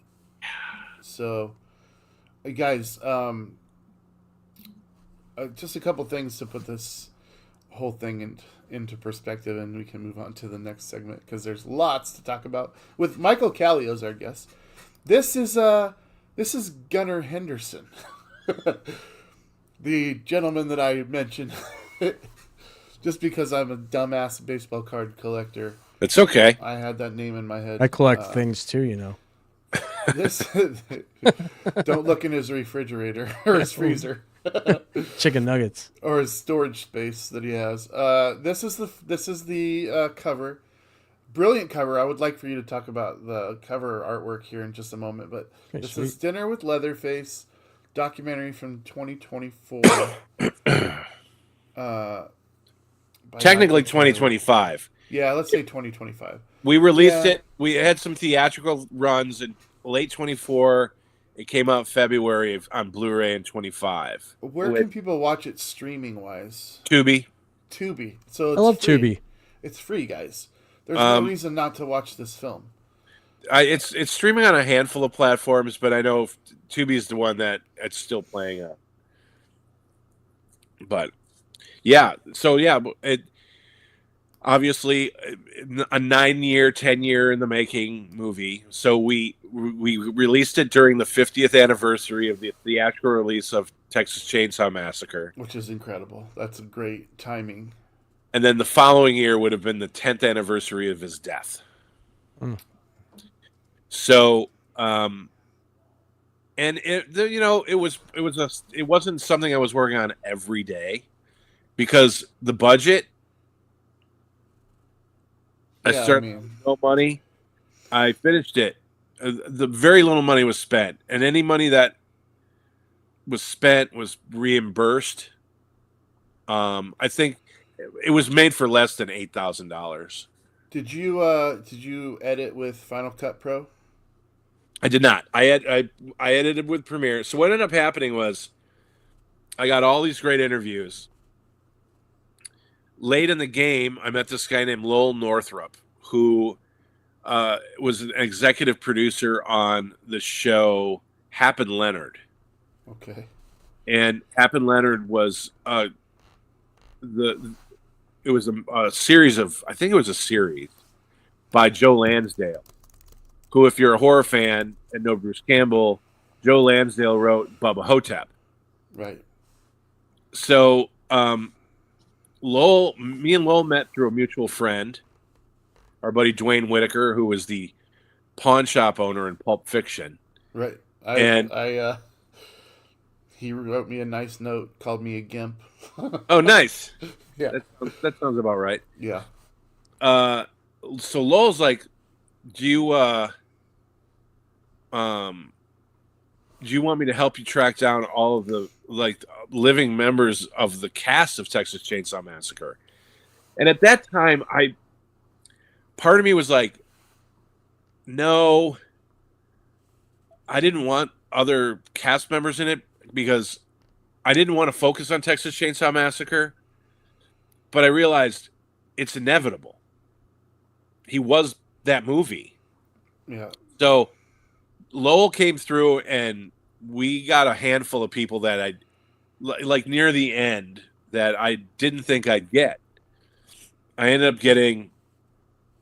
got Daniel Pearl on my own because I reached out to Marcus Nispal, who directed the remake, and asked if he would be in the documentary. He said, I only met Gunnar once. I don't really have anything to say, but you should reach out to Daniel Pearl because he shot the remake and the original. So he got me in touch with Daniel Pearl. Daniel Pearl was amazing, but Lowell ended up helping me get Bill Vale, Alan Danziger, Terry McMinn, Kim Hinkle. I got John Dugan, but I got help with that. And then he Lowell also helped me get Kane Hodder, which Kane and Gunnar were good friends, and Kane played Leatherface in the most recent game, the Texas Chainsaw Massacre game. And so I interviewed about 70 people, and most of them are in the movie. I think only one person isn't in the documentary. I was gonna say there's a lot of different layers through this, a lot of different stories, and yeah, just good recollections and not so good recollections. Yeah, I really enjoyed it, Mikey. Thank you. It was a passion project, really. I mean, for 10 years. And well, I think about something like that. The name of the film now, that's gonna forever like be in my heart. Just knowing like the last time you saw him, and now the basically the title of the film. That just haunts me right now. But like, sorry, I haven't spoken about this publicly, but you probably wonder what's going on with my face. Brian Wilson passed away. And he was like my hero, like my musical hero. And for those of you who don't know who Brian Wilson is, he was the American god of the Beach Boys, basically. He was the creative engine behind the Beach Boys. And the day he died, I found out it was a couple days before Father's Day, and I just cried myself into oblivion. And I woke up the next morning and I was like, "What's going on with my face?" And the whole side of my face was just like frozen. Did you have Bell's palsy? Yeah, and it's supposed to go away, but I mean it's hanging around pretty hardcore. But I mean, that's something I will always think of now. Whenever I think of that, so like that's kind of on that kind of weird level. It's not the same thing by any stretch, but no, it is because here's the thing. I have two things to say. One, I had a friend who had Bell's palsy, and for a year, this side of his face didn't work. So I can't tell because you're this big. But now that you say it, I can see a little bit of around your mouth, but it's not as bad as my buddy's. So I'm like Stallone over here. It's a lot. My editing is working. Yeah. A lot of it is Bell's palsy. People think Bell's palsy has a lot to do with stress. Sure. And it sounds like that stressed you out. I mean, look, you guys believe in ghosts? Yes, I do. We talk about that with all of our guests too. Because I had two Gunnar moments. What? Talk. Hashtag ghost. See how quick he is? I was ready. How quick he is? I'm the best co-host on the planet. That's my co-host, everyone. That's my co-host. I'm the co-host. Well, let me just say this real quick. The reason it's called Dinner with Leatherface is everybody had a story with Gunnar. They had dinner with him. Oh. That's where, like, a lot of people were like, we went to dinner with Gunnar at a convention, and he told all of these stories. So yeah, that's aside from the fact that there was already a song written. And thank you 3D Invisibles and Rick Mills, Creepy Rick. So we were interviewing a guy named Chase Anderson. And Chase at the time was working with Vortex and hashtag Creepy Rick, working with Vortex, and there's another company that's attached to Vortex that deals with all the Texas Chainsaw Massacre stuff. And Chase has, I think he still has it, a mobile Texas Chainsaw Massacre museum that he bounces around conventions with. Sweet. I think he's trying to open up a brick and mortar place at some point, but he talked about that back then. But we were interviewing him, and we were in Chase's dining room, and there's a chandelier kind of hanging low. I'm sitting looking at the camera monitor. Chase is in front of me. Lowell's standing next to me. And the lights flicker. I don't remember exactly what we were talking about, but it was obviously about Gunner. The lights flicker. And if this makes sense or not, I don't know. It's hard to explain. Something flew at my face.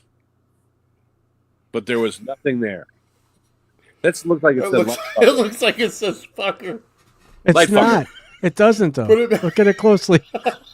That's his light fucker. Fucker. It's an LI. I used to work at a video store called Rent-A-Flick, and the L and the I were too close together.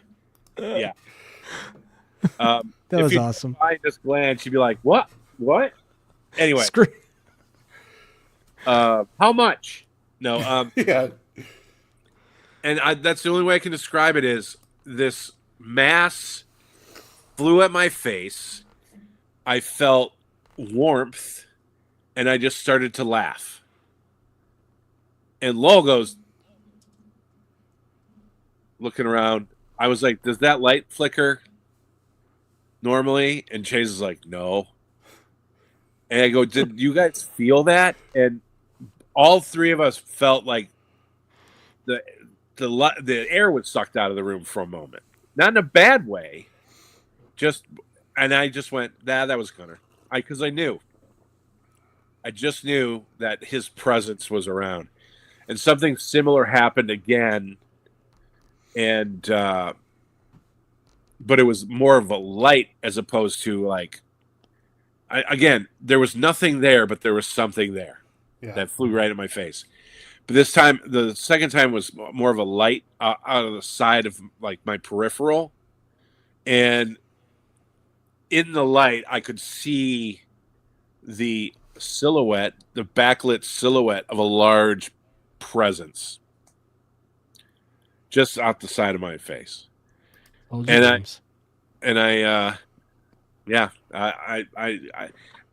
was with us because I've felt like shit ever since that day when he was pissed. Yeah. And luckily, throughout this whole process of making the documentary, I feel like I've done him justice. I feel like I've done his legacy justice. His partner, Betty, that he was with all the way up to the end. I still don't know if she's watched it.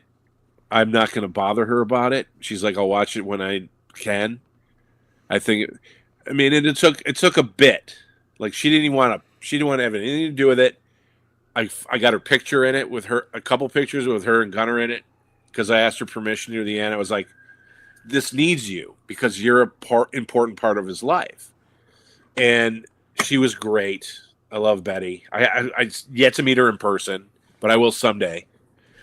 Because she moved to Vegas. She ended up selling Gunner's house and moving back home to where her family is. But she was she championed it, even though she didn't want to be involved, really. She was like, I had her blessing.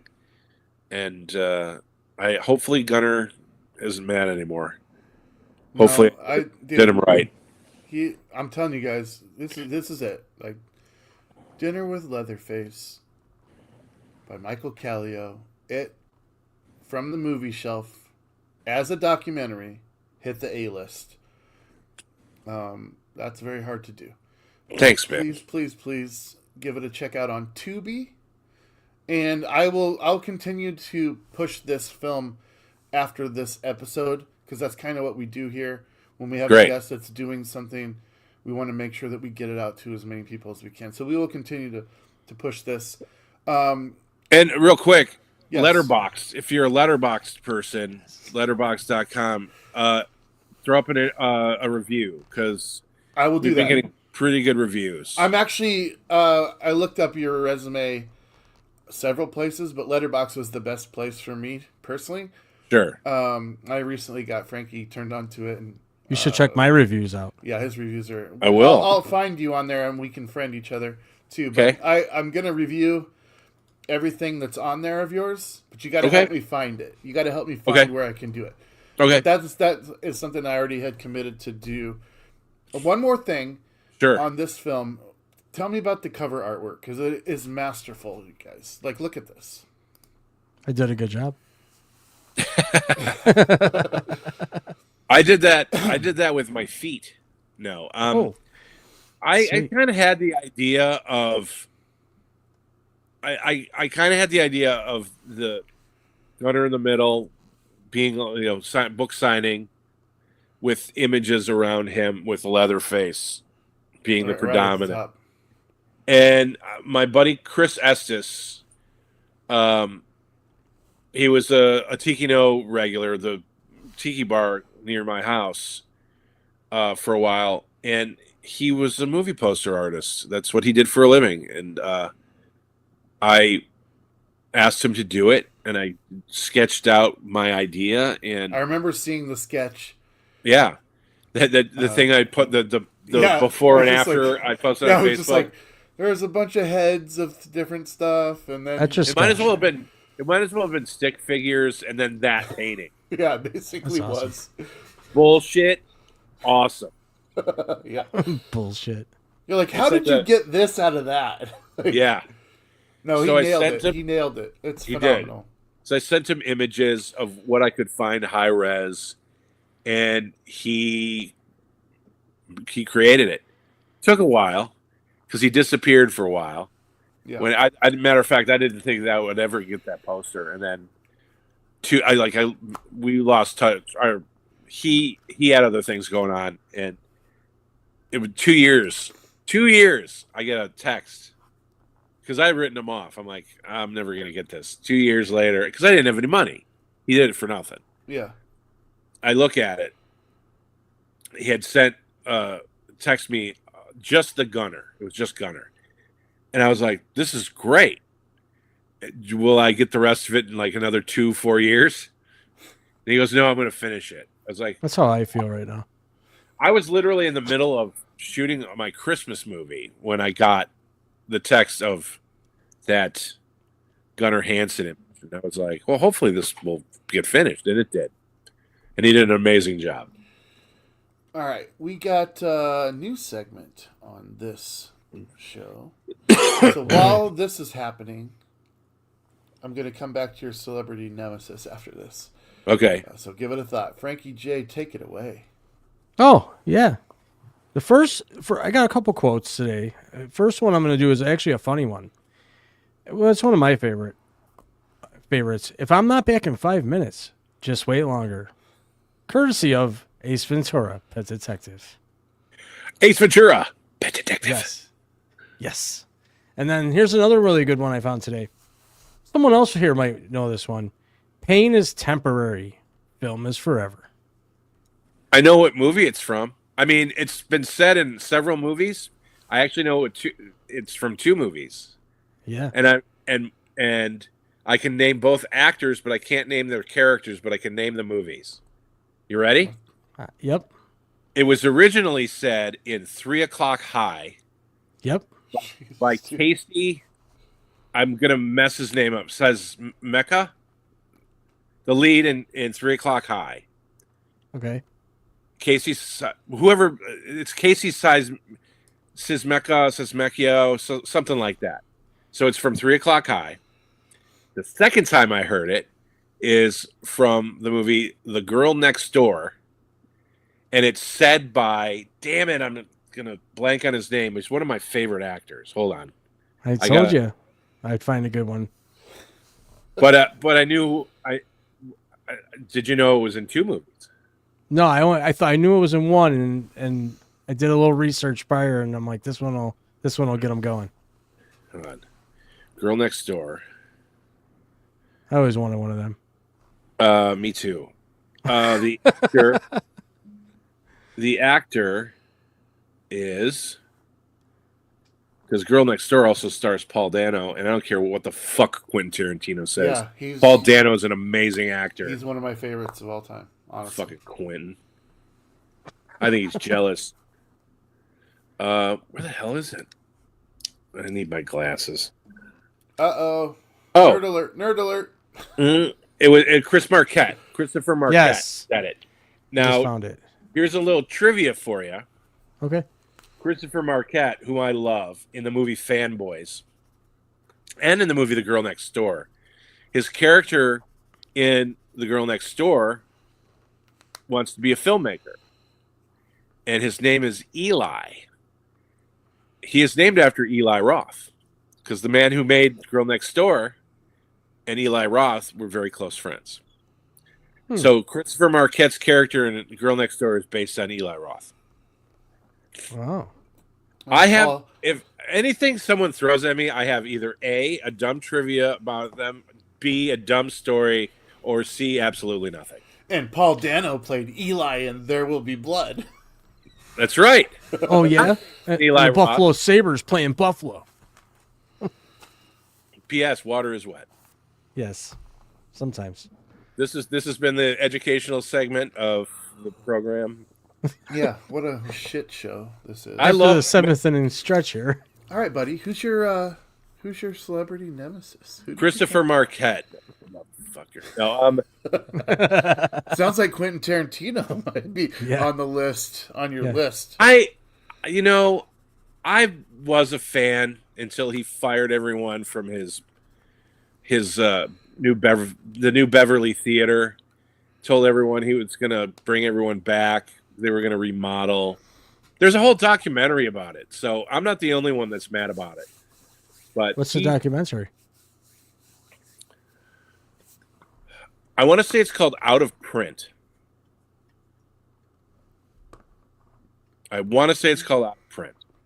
Then say it. Out of Print. But I may be wrong. And my nemesis, still a hard one.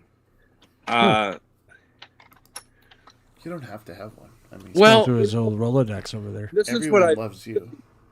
I don't like people in this industry don't appreciate where they are. This is a hard business. And I feel like I've got, at least a little bit of talent. And there are just some people who don't. They skate through it and or they get so cocky that they think they're untouchable. And then they get real humble because this business can chew you up and spit you out. Yeah. And it's a shame because it shouldn't be like that. I want this business. I wish this business would go back to somewhat of an old school way where people were championing each other. That's what I find cool about a lot of the filmmakers and actors and professionals I hang out with is they lift each other up, because again, this is a hard business. I mean, I've been in this business for a long time and my budgets, my first movie had the biggest budget I ever had. They've just gone downhill until recently. And they're coming back up now, but it's so I don't like that Quentin Tarantino cockiness. He got lucky like a lot of people in this business too. He was in the right place at the right time. He knew people, and sure, he's talented, but it's luck. If he didn't meet Scott Spiegel, homeboy Michigan guy, by the way, who knows where he'd be? He might still be working at a video store. You one of the four. You touched on one of my other questions, so I'm just gonna axe it now. Okay. What's the most money you spent on a film to make it? It would have to be Hatred of a Minute, my first movie, which clocked in roughly around $250,000. Hatred of a Minute. Like to people listening, that sounds like a lot of money, but you're talking Avatar costs $400 million to make.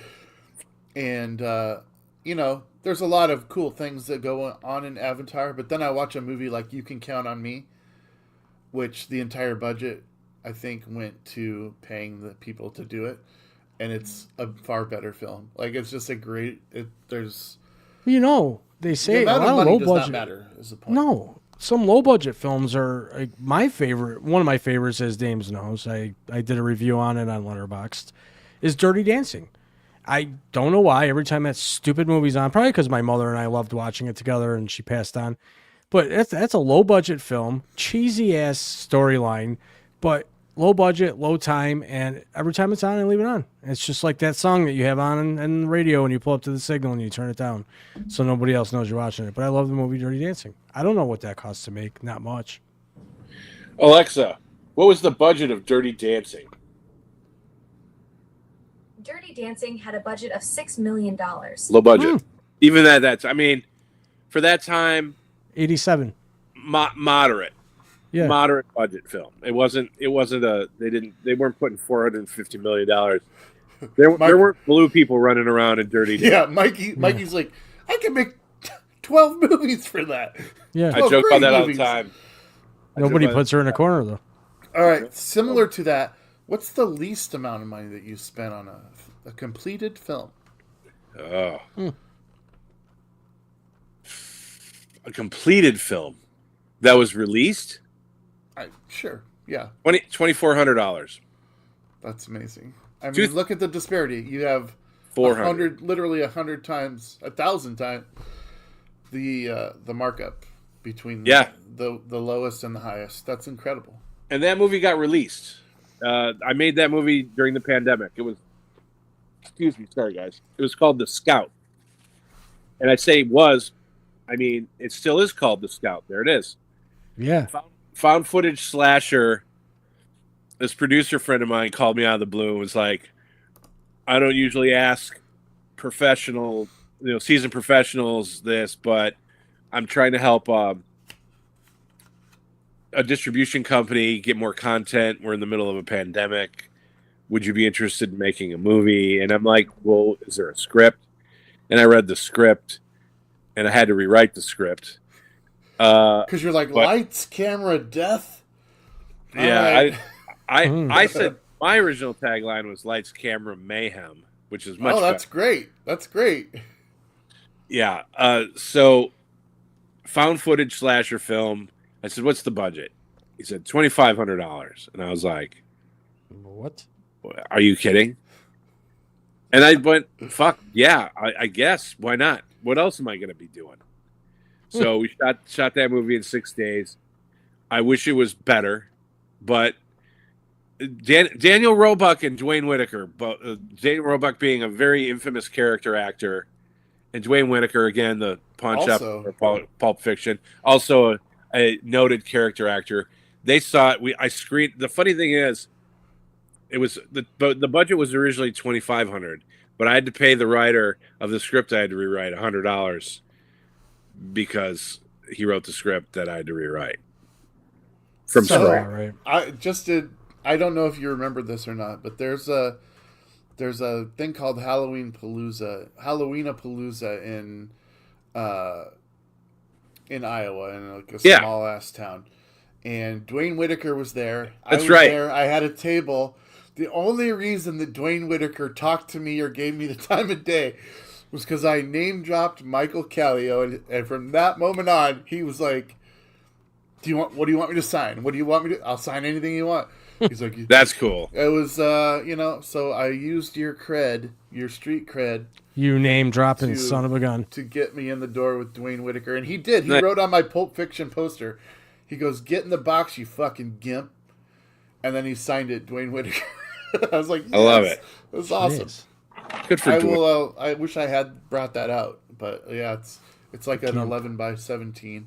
Nice. Of the Pulp Fiction poster. It's great. The Scout was the cheapest movie I ever made. Made it in 6 days with my friends, and it came out on DVD. I think there's DVDs floating around. I mean, look, it says DVD right there, and I know it's streaming somewhere, and that also might be on Tubi. It was off Tubi for a minute, and I think it came back.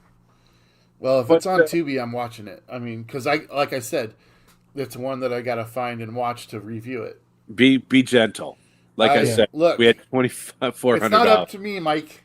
It's not You- up you to me. It's know, up to the scoring system. Mike, the Right. difference between Dames and I and the way we review movies is I do short, quick, precise, accurate, like to the minute weather reviews, whereas he goes into these long, drawn out point systems. I smack it. I just put it right there. Hey, I saw the scout, Mike. You suck. Well, a little longer. Right? No, here's what it would look like, Mike. It would be like, just watch The Scout. Mike Kallio's a great guy. Needs more hot chicks in the movies. That's what his review would be like. I can understand that. We made the movie very quickly, and obviously 6 days, and shooting 82 pages, and that and the other thing is the plot is it's very meta. A micro budget film company goes to a location because their first location burnt down. Spoiler alert. Yeah, And, hashtag spoiler. And Ain't hear nothing. they're systematically knocked off at this scout. And so it's a little long. I wish I'd have done a little bit different things, but hindsight's 2020, and it is what it is. And for what it is, for how much we spent on it, there's some really fun stuff. But like, because they're like, one of the girls is people working on it, and actresses is an influencer, and everyone's got a camera.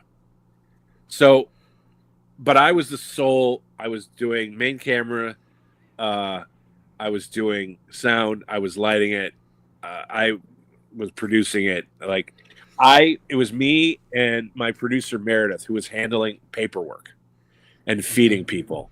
I was doing all the tech stuff. So, and I did that on a handful of the most recent movies I made, because I've made movies with no money, or very little money. So there you All have right. it. You actually gave me a segue into my next question. Sure. I know that we're going to do this again. You're going to come back on the show again, because there's so much more to talk about, and we're not going to get to it all today. I'm So very special. You got to come back, because Of you're my course. favorite narcissist in the world, just so you know. But there's one more question that I want to ask on the topic of film. Then there's Sure. another serious thing that I want to talk about, but then there's some debauchery in the middle. You good? Yeah, I'm good. Debauchery. All right, here we go. When you begin a film, Michael Kallio, Yes. what's the order of importance of the crew that you have when you start a film? The order of importance of the crew, As far as hiring, like as far as what they're actually charged with doing. Like, what's the first thing that you, like, the first person you're like, I need that, and then so on and so forth. I mean, DP for me is super important. Sound for me is super important. If those are fucked up, you might as well just not do it. Or do a silent film. Or a stage. Sound, I would think that sound is really, I mean, because It's just just on as the important as sets that I've picture. been on, yeah, just the sounds that I've been on, or the sets that I've been on, it's like, man, if you don't have that guy, Yeah. you're using just the camera, you're fucked. Yeah. You're fucked. But it's a mixture of everything. I mean, I think that the look of the movie, like for the DP, but also the production designer You said / art DP. director.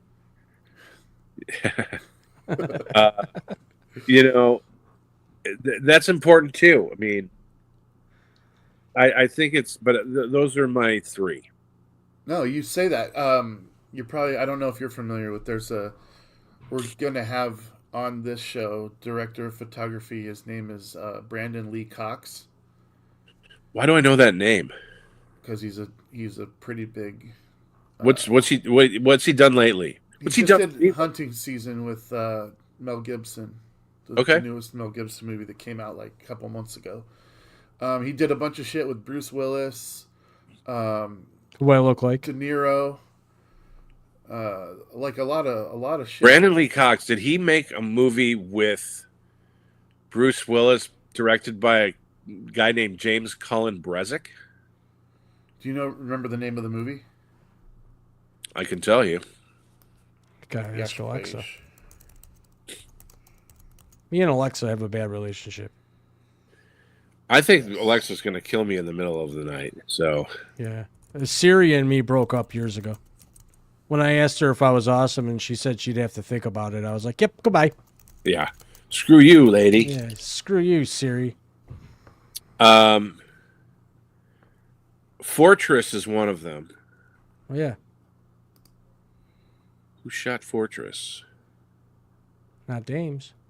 Not Nope. me. Just kidding, James. It looks like with Bruce Willis, he did Gasoline Alley, Cosmic Sin,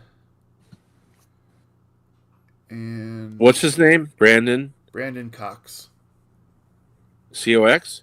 Yeah. Yes, sir, Bob. Nah, I know why I know him because of Marauders and Werewolves. Yeah, Werewolves was the one they did last year. The big one that he did last year. Directed by my pal Stephen Miller. Yeah, so he That's why I recognize his name. saw my review of Hunting Season, and he was like, "Thank you for that." And I'm like, "Hey, you did the." No way! I was like, "No way!" I was like, "Would you mind?" He's like, "Yeah, hit me up sometime after the new year, and we'll do it." So I still have to book it, but Cool. I was like, I need to get a couple of these under my belt before I start going that route. I got to get through the Michael Kallios of the world. Yeah. Well, speaking of bookings, and not to interrupt, but James, I just want to make a mention. Michael, in particular, I was kind of scrolling around earlier, and I God bless you, by the way. Thank you. I noticed that there's some mutual friends, and a friend of mine, a friend of yours, Paul Vato, said he was going to try to swing through and drop a couple comments tonight. He's at Podfest right now in Orlando. Paul. I haven't Yeah. seen Paul in so long. Yeah, he's doing well. I've talked to him a few times throughout the last year. I met Paul maybe 4 years ago, I think, doing some beta testing on some of the social audio apps and all that. And really great guy, fantastic guy. And I told him that we were going to be doing an interview with you tonight, and he said he was going to try to drop through, but he's at Podfest, and it's a huge deal, and he's obviously busy with it. So I just thought I would make mention that obviously there's a hi, how you doing in there somewhere. Tell Paul hello. And I will. It's been too long. And is he still a Vegas resident? He bounces between Vegas, Chicago, New York City. He's working with another friend of mine, Ref Kimbrough, Stephen Kimbrough, and they're doing like a nationwide comedy podcasting tour Nice. thing. And he's in Florida right now doing the comical portion of the Podfest. Cool. So yeah, really, really great guy. And I just thought I'd bring it up and do a name drop since we were doing that earlier. Tell Paul hello. I will. He says that you're an awesome dude. Yes, Paul's great. I directed Paul. What movie was he in with Cage? With Nick Cage? I don't remember. You know which one I'm talking about, though. I do. But I directed Paul. It was a sketch comedy show that revolved around the music industry, created and co-written by this guy that I can't remember his name. Harry Berberian. He was a Michigan cat. And I got suckered into directing the pilot for free. But they did fly me. This was before I moved to LA in 2003. They flew me out and we shot the pilot. Paul was great. We dressed Paul like J-Lo. Yeah, he's the guy known. I tried to explain to James. He's famously known for sitting on the Xerox machine with his bare ass and it breaking through. Yes. And he did some work on Mad TV and I think the Bold and the Beautiful, maybe. Yes. Yeah, so he's got a resume and fun guy, very cool guy, very down to earth, humble, just like yourself. So yeah, I Paul's just great. figured I'd do a little drop of the name and keep the conversation going. Yeah, tell him hello next time you I talk. No, I'm glad. I forgot to put that in my notes, Frankie. So I'm glad that you had that. Mikey, would you rather be underdressed or overdressed? Underdressed. Oh, clearly. I always joke. I'm like, I always go. I my one stint of trying stand-up comedy. My opening line was, "Yeah, I know what you're thinking." Sabbath is. I look like I look like a roadie for Black Sabbath. I look like I get dressed in the dark. That is funny. I call it derelict chic. Do you ever wish that there was a video of your first? No. Because No. okay, I feel the same way, but I would kind of like to watch it because I got a lot of laughs, and the only joke that I remember telling was, surely not everyone was kung fu fighting, and like people That's funny. sat there for a second, and then they started because I was shitting my pants because I'm like, oh, if they're not gonna laugh, I'm gonna have to walk off this stage. You know, a couple seconds started setting in. And, that would be a good opener. Yeah. Come up silent and go. Yeah. Yeah, it's funny. Surely not everyone was kung fu fighting. And I if you don't get a had laugh, then you just drop the mic and leave. Right. Or you do what Larry David used to do when no one laughed. He would yell at the audience. Fuck you. Yeah. all I have to do, Mike. I took a stand-up comedy course a few years back and got 3 minutes of mic time, which doesn't sound like a lot, but 3 minutes is a lot when you first get on. Oh, it's the longest time ever. God. I got up there and I had people rolling. All I had to do was say, "I'm from Buffalo, New York. Yes, I'm a Bills fan, and yes, I'm divorced." And people were laughing for 3 minutes. It was amazing. Shit. Wow. I'll try that next time. You lucked out. Yeah, I got tips in a tip jar and everything. Oh wow. Shit. Yeah. I got food. Well, hey, To join forces. you're like, you know the fuck I am. That's what Yeah. you should've said. A fucking Mike Kallio, bitch. This was a long time ago. This was like pre-narcissism. Oh well, no wonder you failed. Pre-diagnosis. No wonder you failed. Because you didn't fail. You just didn't. You didn't care too much about yourself at that Right. point. I didn't have that. The tude, as the kids call it these days. Yeah. Who's your? If you had a bucket list of someone or some group of people that you could work with, give me the short list. Give me the short list. Other than Frankie J and James Marvs, which is obvious. Well, I'm working with you now, aren't I? This is Well, all. and I think you're gonna definitely use one of my songs in your movie at some point. We should talk about that because I need some music. I thought this was all scripted. I mean, I've been studying this for the last 3 months. Right. Hold on, let me find it. Yeah. Bucket list of people I've always wanted to work with. I've worked with some of them, so I That's great. can't. That's always great. I can't Bucket complain. it. I want to work with Tom Cruise. As crazy as that sounds, and No, it doesn't sound crazy at all. It sounds because I love his work ethic. He is America's Jackie Chan yeah. because he will do the craziest shit himself, and more power to him. I've loved every Mission Impossible movie, even the John Woo one, especially these last two. These last two were. I mean, the last one got A-list for me. It did. For an action movie. That's hard. That's hard. It's funny you bring up Tom Cruise. I got a story, but go ahead. Johnny Depp. Another one. Good cologne. I would like to. I've always wanted produced by Roger Corman. Of course. Section, and I got to talk to him a little less than a year before he passed at Dark Delicacies, one of the last events they had before the Dinner with Leatherface signing. Right. Oh, I'm not wearing a tie. Especially a bow tie.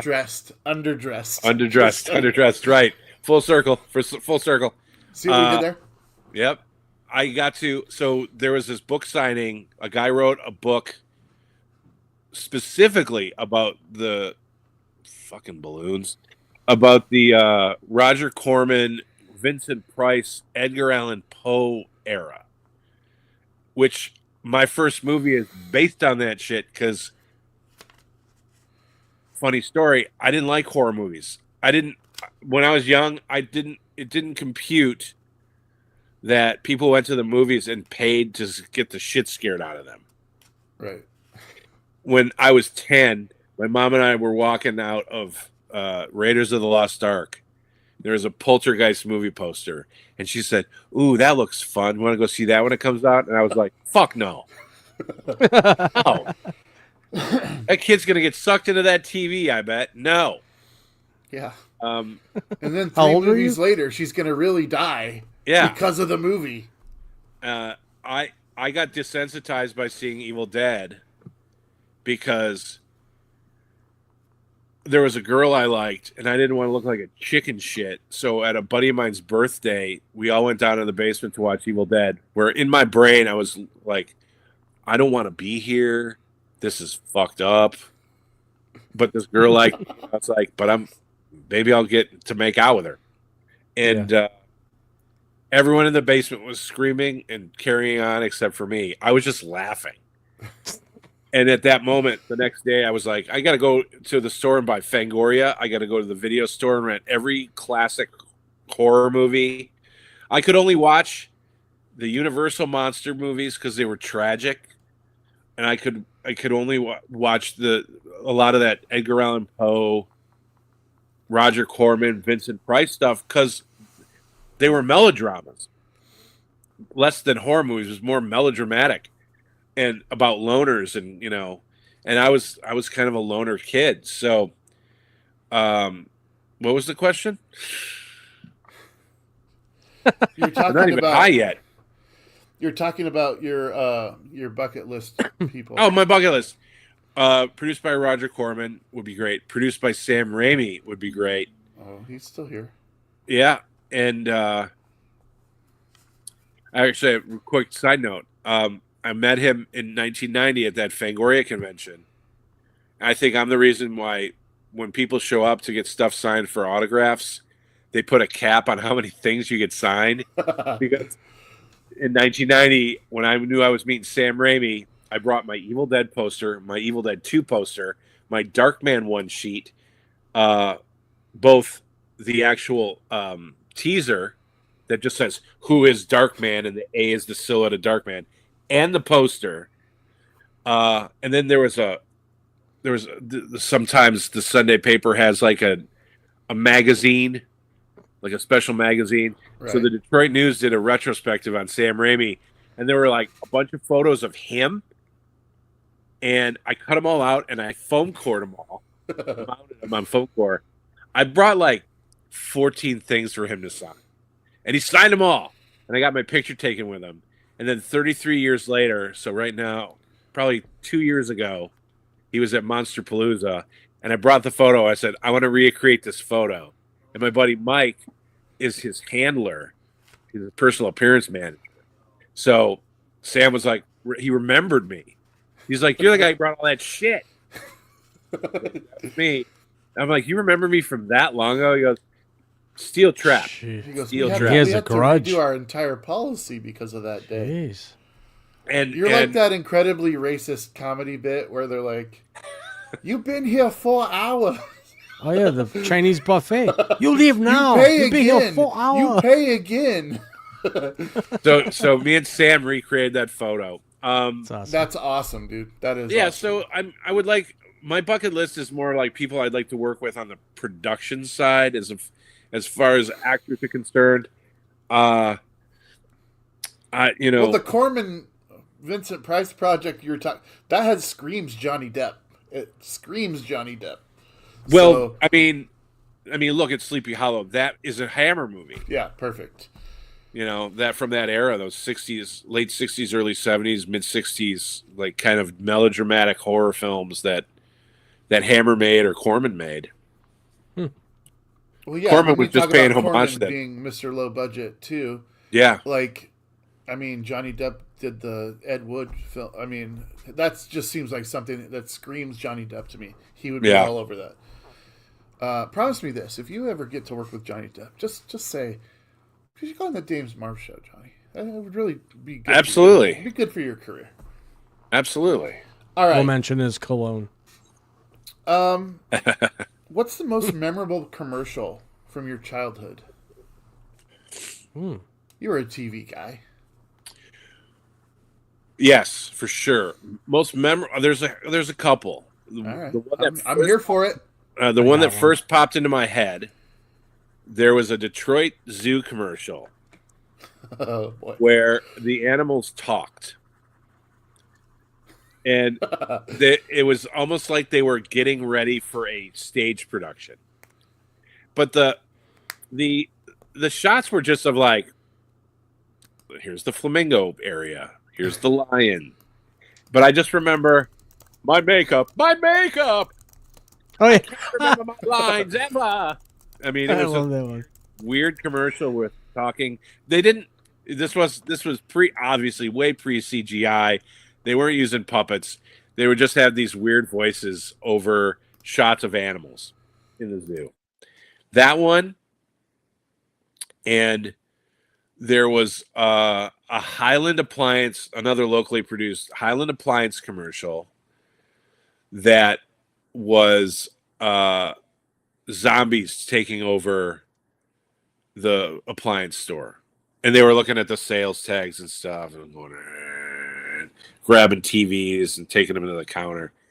And years later, I found out a friend of mine, the director of Bruce Campbell and Walter Koenig's epic masterpiece, shot in Michigan, Moontrap, he directed that commercial. There you have it. There's my favorite commercials. And I like the Where's the Beef lady. Wonder what she's doing. Looking for the beef. Probably. Did Dames freeze? Oh, Yeah, there he he does is. that. He's just so riveted No, by my but what bullshit. I did, Mike, I got the Detroit Zoo commercial. I got it Oh. for you. I've got it. Oh, bring it up. Pull it up. Play I'm it. trying to figure out because we've never done this on the show before, but I want to That's give all right. this to you, and I want to give this to the public. Frankie, how do I make this happen for him? Did you find it on a separate window? I mean, I got it. I can't it's not on my computer. I got to show it from the link that it's at.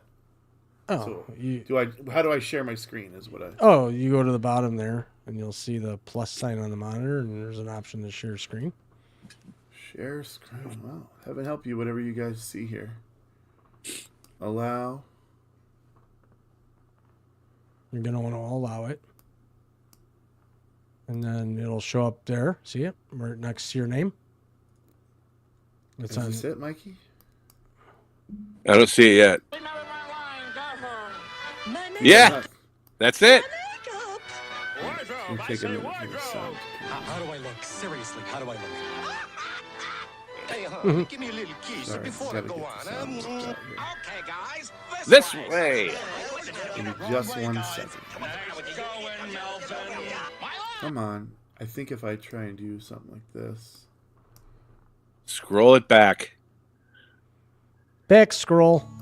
All right. I bet you I know it all by heart. Here we go. Let's give this to him. Attention, the Detroit Zoo will open in 5 minutes. 5 minutes, please. Just 5 Just minutes. 5 minutes. Lines, my lines. I can't remember my lines ever. My makeup. Wardrobe, I say I say wardrobe. How do I look? Seriously, how do I look? Honey, give me a little kiss before I go on. Huh? Okay, guys. Hey guys, this way. Wrong way, guys. Wrong way, guys. Next going, Melton. My lines, my lines. Yep. I'm going to talk to my agent. Let me talk to your agent. Take it from me. You just gotta keep cool. Positions, everyone. Hey, no shoving. Move away from me. This place is a zoo. This place is a zoo. Detroit Zoo. And see how the stars live. 1 and 2 and... There you go. I love that commercial. For Michael Kallio. There was one other. It was they did a song called "You Gotta Have Art." It was for the Detroit the art museum, the DFT. Well, that's the Detroit Film Theater, the Detroit Institute of Arts. That's what it's called. Well, I'm glad I asked because that was fun. Frankie, do you have a commercial from your childhood that you Yeah, remember? it was a Super Bowl commercial, It was for Levi's jeans. It was I don't remember what Super Bowl. It was in the 90s, but so this person, it was for Button Fly when Button Flies came out, and it was for the Button Fly jeans, and the guy went to button his pants, and the button flew off and started flying through the entire house like pew pew pew, taking out the bird, pew pew pew. I don't know. You'd have to look it up. Levi's Button Fly Super Bowl commercial. Till this day, I'm 47 years old, and that commercial is still my favorite. Favorite? Okay. Well, we'll definitely have to pull it up at some point and show it. We'll do that. We'll do that for some episode. Okay. Yeah, not right now. What's your favorite TV show of all time, Mike? All time. Mine's Frasier, just so everybody knows. Frasier is my favorite show of all time. Fantastic. Of all time, shit. Frankie, Back in the day or current? All time. Of all time. Yeah, that's so I mean, hard. but you can put whatever caveats you want on it. It ain't that serious. I personally, old show, I would say I loved Briscoe County Jr., and not just because my boy Campbell was in it. I thought that show was really well made. And I wish it would have gotten at least one more season. Because I liked the fact that it was a Western, but it had that Wild Wild West. What was that stupid movie? What's the name of the show that the movie was based on that Will Smith and Kevin Kline did? That Kevin Smith talks about. Was it Wild Wild West? Yeah. Yeah. Yep. I love the sci-fi, but also Western, with the sci-fi overtones. I thought that was cool. But Curb Your Enthusiasm. Oh yeah, that's great. That's great. And the later, like the later ones got better too. They got so he honed in on they were the worst people. Dude, here's the thing about that show. He was a shit completely magnet. Like inane bullshit that you're worried about that becomes like the biggest crux of a problem over the smallest inconsequential shit. I loved it. I love that show. It is brilliant. Guys, if you haven't seen it, it's they have an idea but no script. And they have the most talented people in the world portraying themselves, really. And they all look like assholes. So amazing. Curb Your Enthusiasm is it's probably top 10 for me, Mikey. I'm going to be honest with you. Frankie, what's your favorite show of all time? that one's one of my favorites. Boom, boom, boom, boom, boom, boom. I always wanted that to be my phone. It's so awesome. He just finds himself in shit no matter what he does. It's great. My favorite show of all time, and if anybody out there wants to judge, go ahead, drop in the comments. I don't care. Golden Girls. Say by the Bell. All right. Hey. It's Mark Paul Gosselaar right. is an asshole. I was talking more like Jesse absolutely Spano. vouch for that. He is a cocksucker. I worked with Elizabeth Berkley on a movie. Oh, I love her. She's single. Oh yeah, she's hot. See, Frankie's gonna go. A Michigan gonna go girl. review Showgirls now. I love Michigan Girl. that's a great movie. I don't know, something about her. I like, you know what I like? I like the muscular women, like Pink, like not, muscle lifters, but strong. Like China. No, that's too Yes, much. I thought she was sexy as hell, dude. What are you talking China. about? No, China was a little too strong. I don't want to be body slammed. Are you I don't sure? You mind. literally have told me that you want Pink to body slam. Yeah, but What are Pink you doesn't talking look about? like she could lift a house. Pink could probably barely lift I don't know. me. If I had to I'd pick, wrestle. if I had to pick between China and Pink, I'm all China. Wow. China looked like she could lift a house. Pink looked like she could lift a doghouse. Perfect. Fair enough.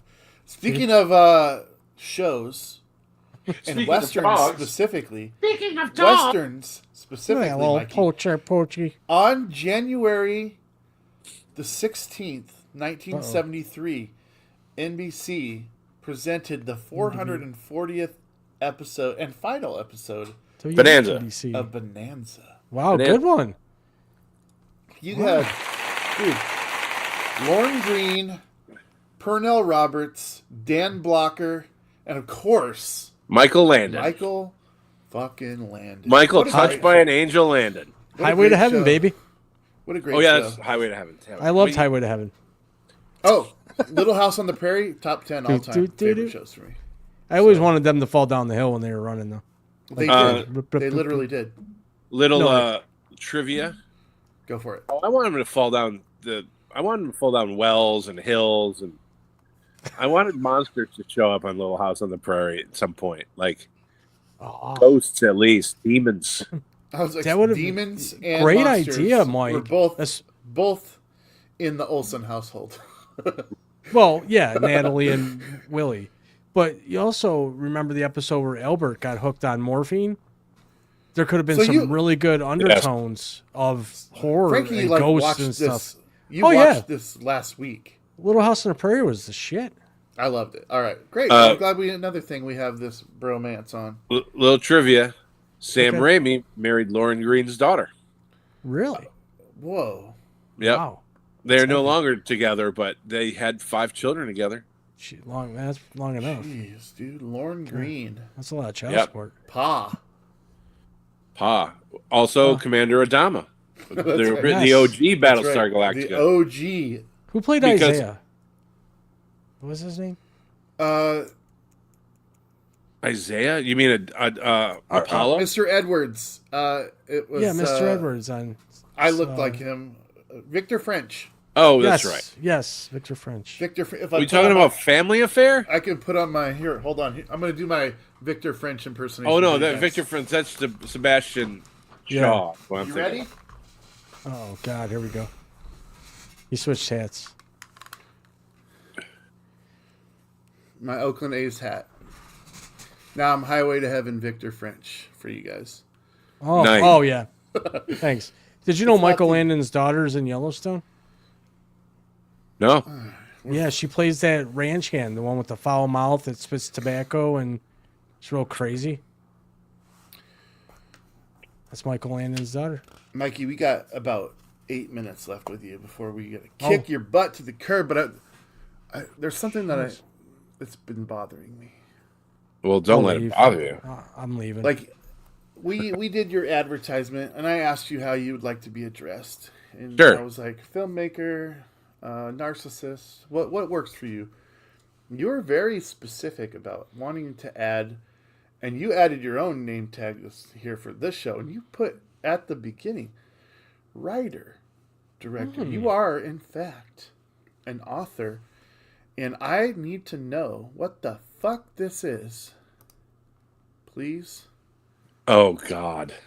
that looks sweet. That's Please? a tattoo.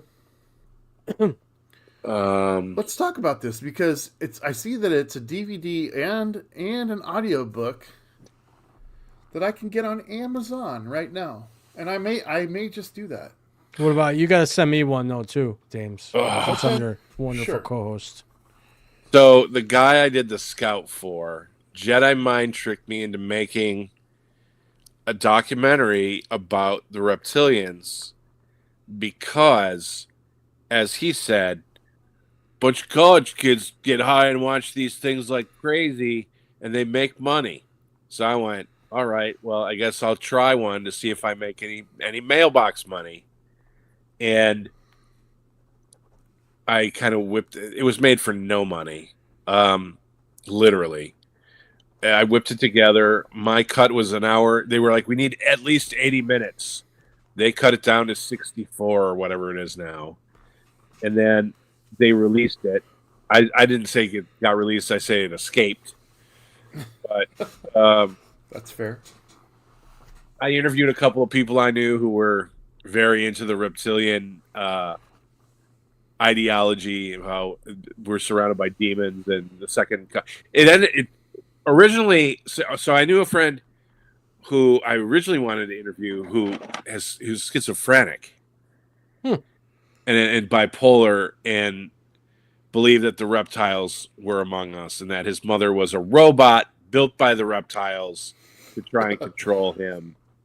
And anyway, so he didn't want to be interviewed. So I knew these other two people who believed in this, but then it turned into a religious thing. And it got really interesting and a little unnerving at times.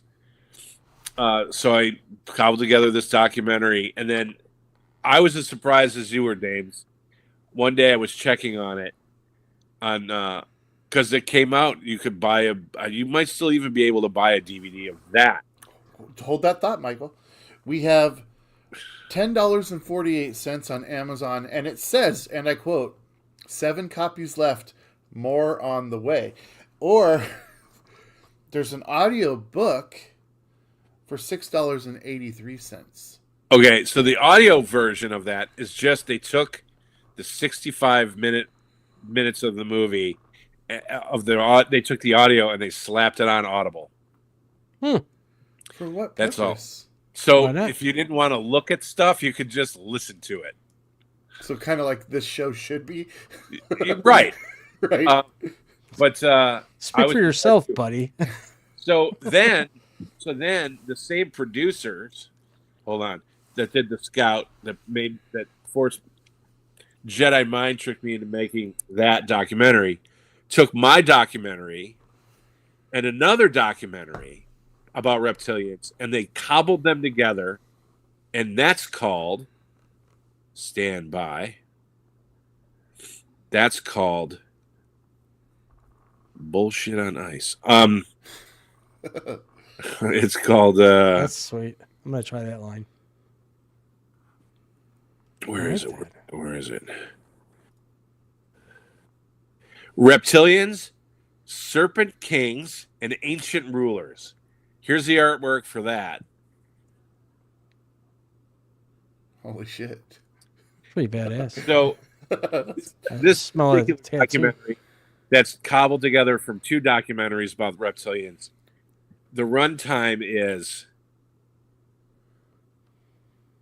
it's like 3 hours long. Oh my God. 3 hours and 14 minutes long. Why on earth? So I guess these documentaries that you can find on Tubi about conspiracy theories and UFOs and all that.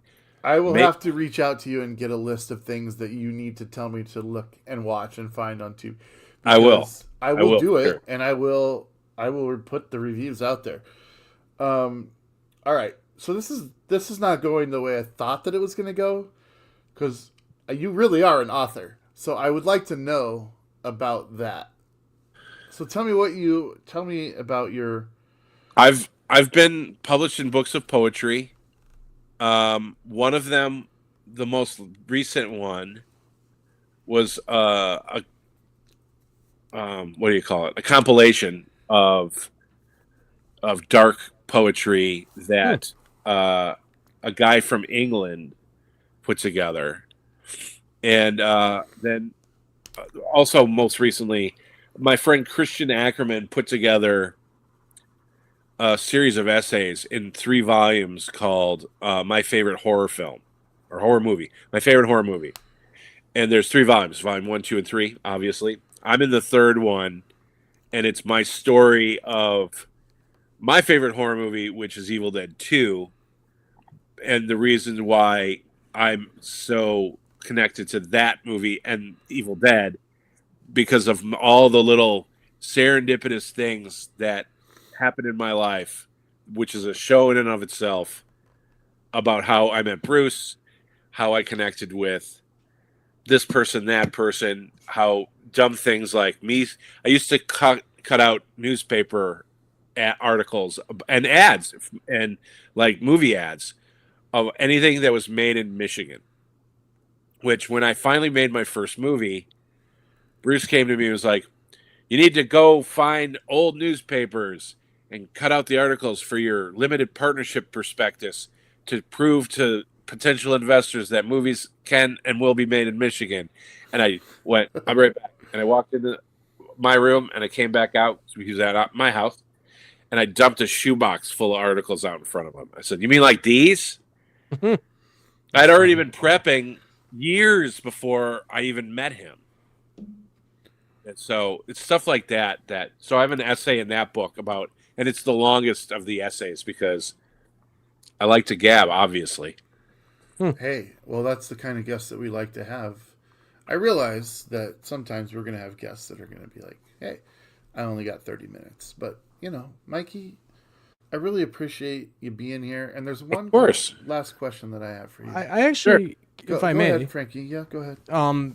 Mike, if anybody wants, to follow you, I got your Instagram, X, and Facebook accounts. I'm going to put up here on the bottom of the screen for those of you listening or viewing want to follow you, if that's okay with you.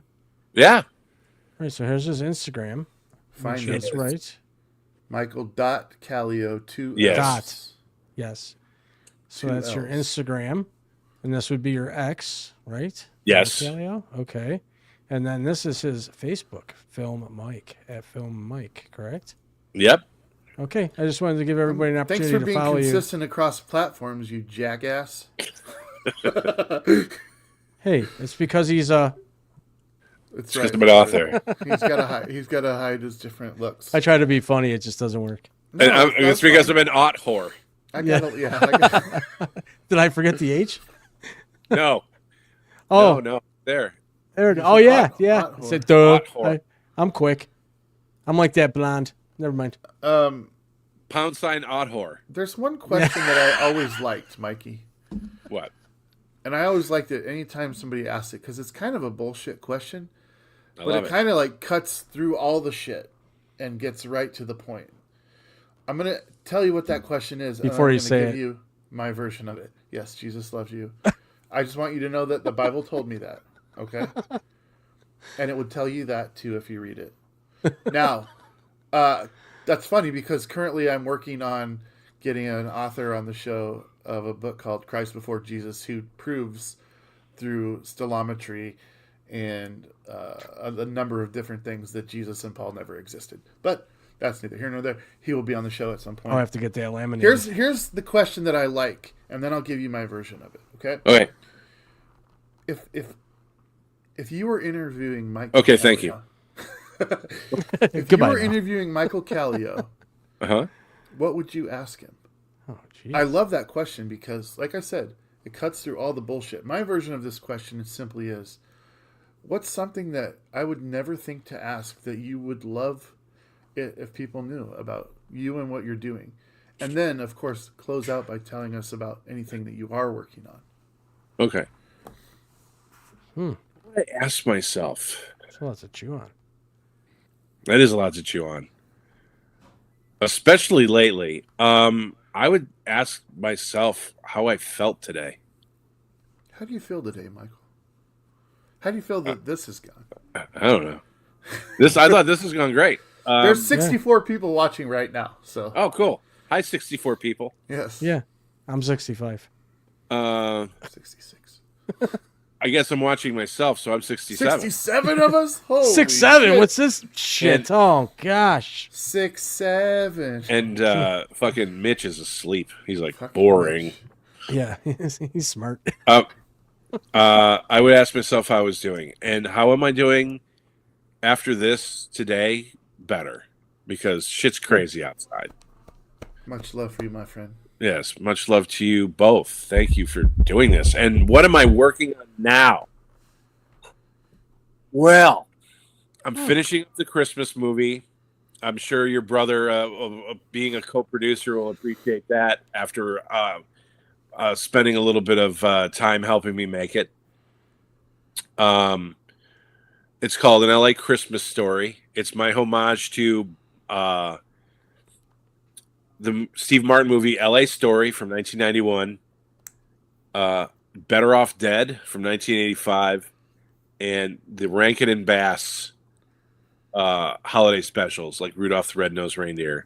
Yeah. It's a story about a young woman who, after being dumped just before the holidays, in a tipsy state, puts out a video that goes viral, daring men to pony up and act like men, and she gets bombarded with really strange requests to date her. She meets someone. They have a I think I misunderstanding. submitted one. You A did. terrible one. A You terrible one. and your brother are in the movie. Wow, that's And she meets someone, finds love. There's a misunderstanding. There's a breakup. There's a stop motion elf character peppered throughout the movie. It's whimsical. It's funny. It's heartwarming. I just got Danny Roebuck to do the voice of Santa Claus for some Santa Claus stuff. Let's go. Thank you. So I'm finishing that up, and I just shot. Well, wait. I'm working on finishing up a documentary about a band called the Radioactive Chickenheads. Go to radioactivechickenheads.com. Go down that rabbit hole, or find them on YouTube. They've been doing it for 30 years. They're a very theatrical, crazy, fun band.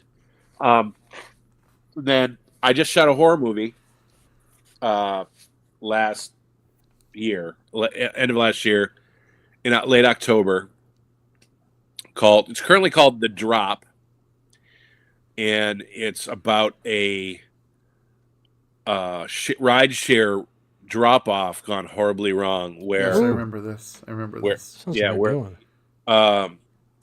The girl dropped off, finds herself in the middle of a very disturbing sex trafficking ring, and the driver that dropped her off goes to save her because he feels bad. It's actually very female driven. No pun intended, but pun intended. Is it because she feels bad or because she didn't get a very good tip? It's because she had red flags before she dropped her off, and then finds out that, yes, she was right all along. So I'll give her a tip. Michael Kallio, What? Michael Kallio, you are a fascinating fellow. Definitely. I love you. Hey. I would love to have you back again. Especially Absolutely, man. Anytime. Finish up that Christmas movie. If you need any music, I've got some stuff. We there. should talk. Let's gab in the next, we could even gab tomorrow or whatever if you're around. Yeah, I'll be around all the time. Frankie J. Thank you, Frankie J. Thank you, Dave. Thanks for stopping through. Nice meeting you. Nice meeting you. Look forward to speaking with you again. And if you ever need some kind of beta tester to do some sort of documentary, right on. He's all about the beta test. He's currently working on a deal with an AI sex doll to be the beta tester. Yes. Why not? He's got all kinds of irons. I mean, someone's got to do it. But so you know what it's like to have all these projects going on. And, eventually he'll finish one. Exactly. No pun intended. All right, Mikey. I don't want to keep you any longer, but thank you. Wait, yeah. I do have one more thing to say. This is also one of the things I forgot to talk about. Beautiful. I am helping produce. I think I can talk about it now, seeing that the movie is going to come out soon. Attack of the Killer Tomatoes 5. Oh, what? Attack of the Killer Tomatoes. That's like my childhood, man. So I just got the Radioactive Chickenheads. They redid the theme and another song called Tomato Stomp, and they're going to be in the movie. Of course. That's awesome. So that's the other thing that we're... Put that on your calendars, ladies and gentlemen. That's right. And that's a wrap. Hollywood Ace. My friend, my pal, Michael Kallio. Thank you for joining us, my friend. Thank you. Give the best to the wife and the dog. Will do. Signing off. And he's gone. And he gets to exit with this. Yeah. Thanks for being here, Mike. Thanks, guys. Love you long time. Love you longer. You've been here for 4 hours. Frankie, you gonna do the thing or what? There you go. Yeah. All right. I'm like, whew. Phew. Oh, what a guy, guys. Check him out. Sure. Michael Kallio. I want to throw this up one last time. Dinner with Leatherface, the newest Dinner with the Face of Leather. Put out. It's an A-list documentary, guys. A-list documentary. You heard the heartwarming story of the title. And if you missed it, we're going to be replaying this episode again at about 9 o'clock tonight. And then again tomorrow. But check this out. He says it's on Tubi. If you haven't watched it, just give it a shot, and then go watch Texas Chainsaw Massacre again, because it's a brilliant film. How you feeling, Frankie? That was awesome. Michael, good times. How do you feel about Michael? Tell me how you feel about Michael now that you've met him. I feel really good about Michael. Yeah, it's good too. Michael seems like a very nice person. He seems is. like a nice person. You ready to talk about some history? Sure, go ahead. Shoot. All right. I'm going to get through these as quick as I can because I'm starving, dude. I did not eat before this. And I know that your ass made yourself a... Listen to this, folks. It was Didn't not a make it yet. Chicago dog, but a cheeseburger sub. You never had a cheeseburger sub? I mean, Ooh. no, not really. Man. Tell me before we dive into history. Okay. Talk to me about this Okay. this Franken sandwich that you're gonna make or that you made. It's made from a bakery in Buffalo, New York, called Costanzo's. Makes their sub rolls, which are 12 to 13 inches. And you cook cheeseburgers, and you just make a cheeseburger, cut the burgers in half, and you put them along a sub roll, and you make a cheeseburger in the form of a sub. Cheeseburger So what's sub. all on it? Tell me what you all put on it. Oh, provolone, the burger provolone, some real razor thin onions, shredded lettuce. This is key, folks. Shredded, not leaflet. Shredded lettuce, tomatoes, mayonnaise, and a little drizzle of mustard. That sounds... I'm really hungry. Cheeseburger sub. If you want to get fancy, you can put bacon on there, too. A little swan. Yeah, I definitely want to have Mikey back because Yeah, this for sure. Christmas movie that he was talking about. Mhm.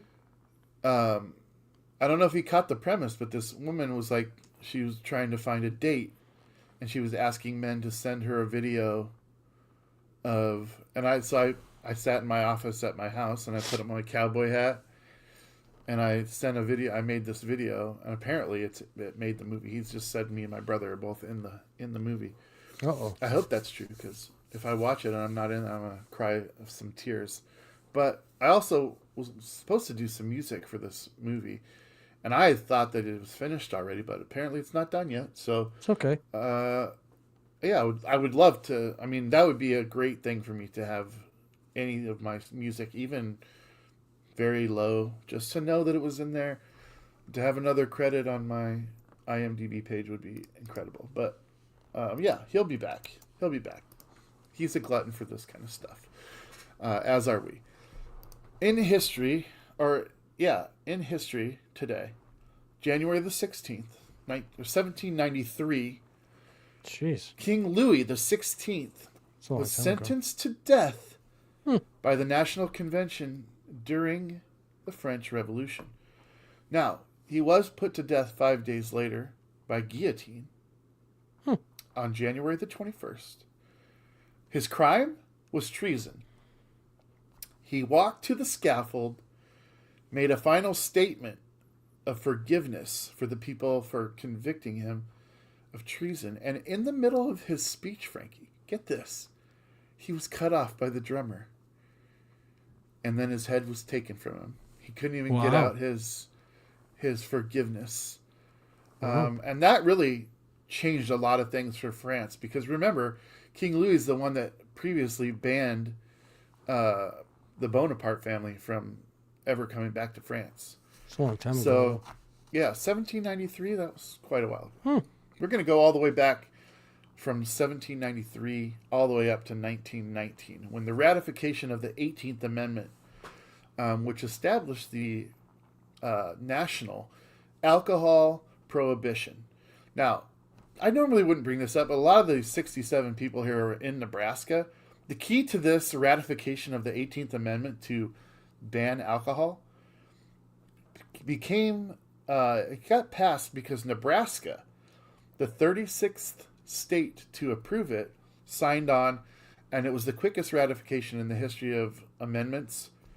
At the time, it bolstered violence, and violence and crime, because people were, at that point, we didn't really know what alcoholism was, but the people were addicted to this new thing, alcohol. Not, I guess it wasn't new, but this thing, alcohol, and all of a sudden, the United States is banning it. Well,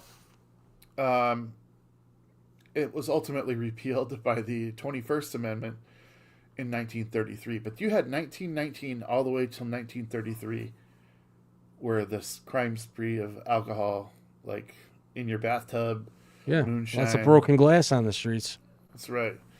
And if you've ever watched the movie Legends of the Fall, it takes place during this time period, and lo and behold, a lot of shit goes down because of it. Not a poo-poo. 1941, U.S. Vice Admiral Bellinger. Have you heard of this person? No. He warns of an The assault. principal. Yeah. Oh, that's he Mr. Belling. He warns of an assault on Pearl Harbor. Hmm. Now, January 16th, we all know December 7th is the day that the attack happened. Yep. So on January 16th, 1941, he is an admiral in the Navy, makes his superiors aware that, hey man, we have a lot of shortages on defense here in Pearl Harbor, and if the Japanese are smart, you guys can expect an attack on us. And they ignored it because there was no actual attack in progress. Nope. Then December 7th happened, and whammy! Yep.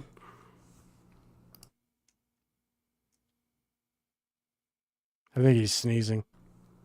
Sorry, Muted. I had to cough in the middle of that. Are you snarting? We did talk about snarting earlier. Does You everyone guys know all what a know what snart sharding is? is.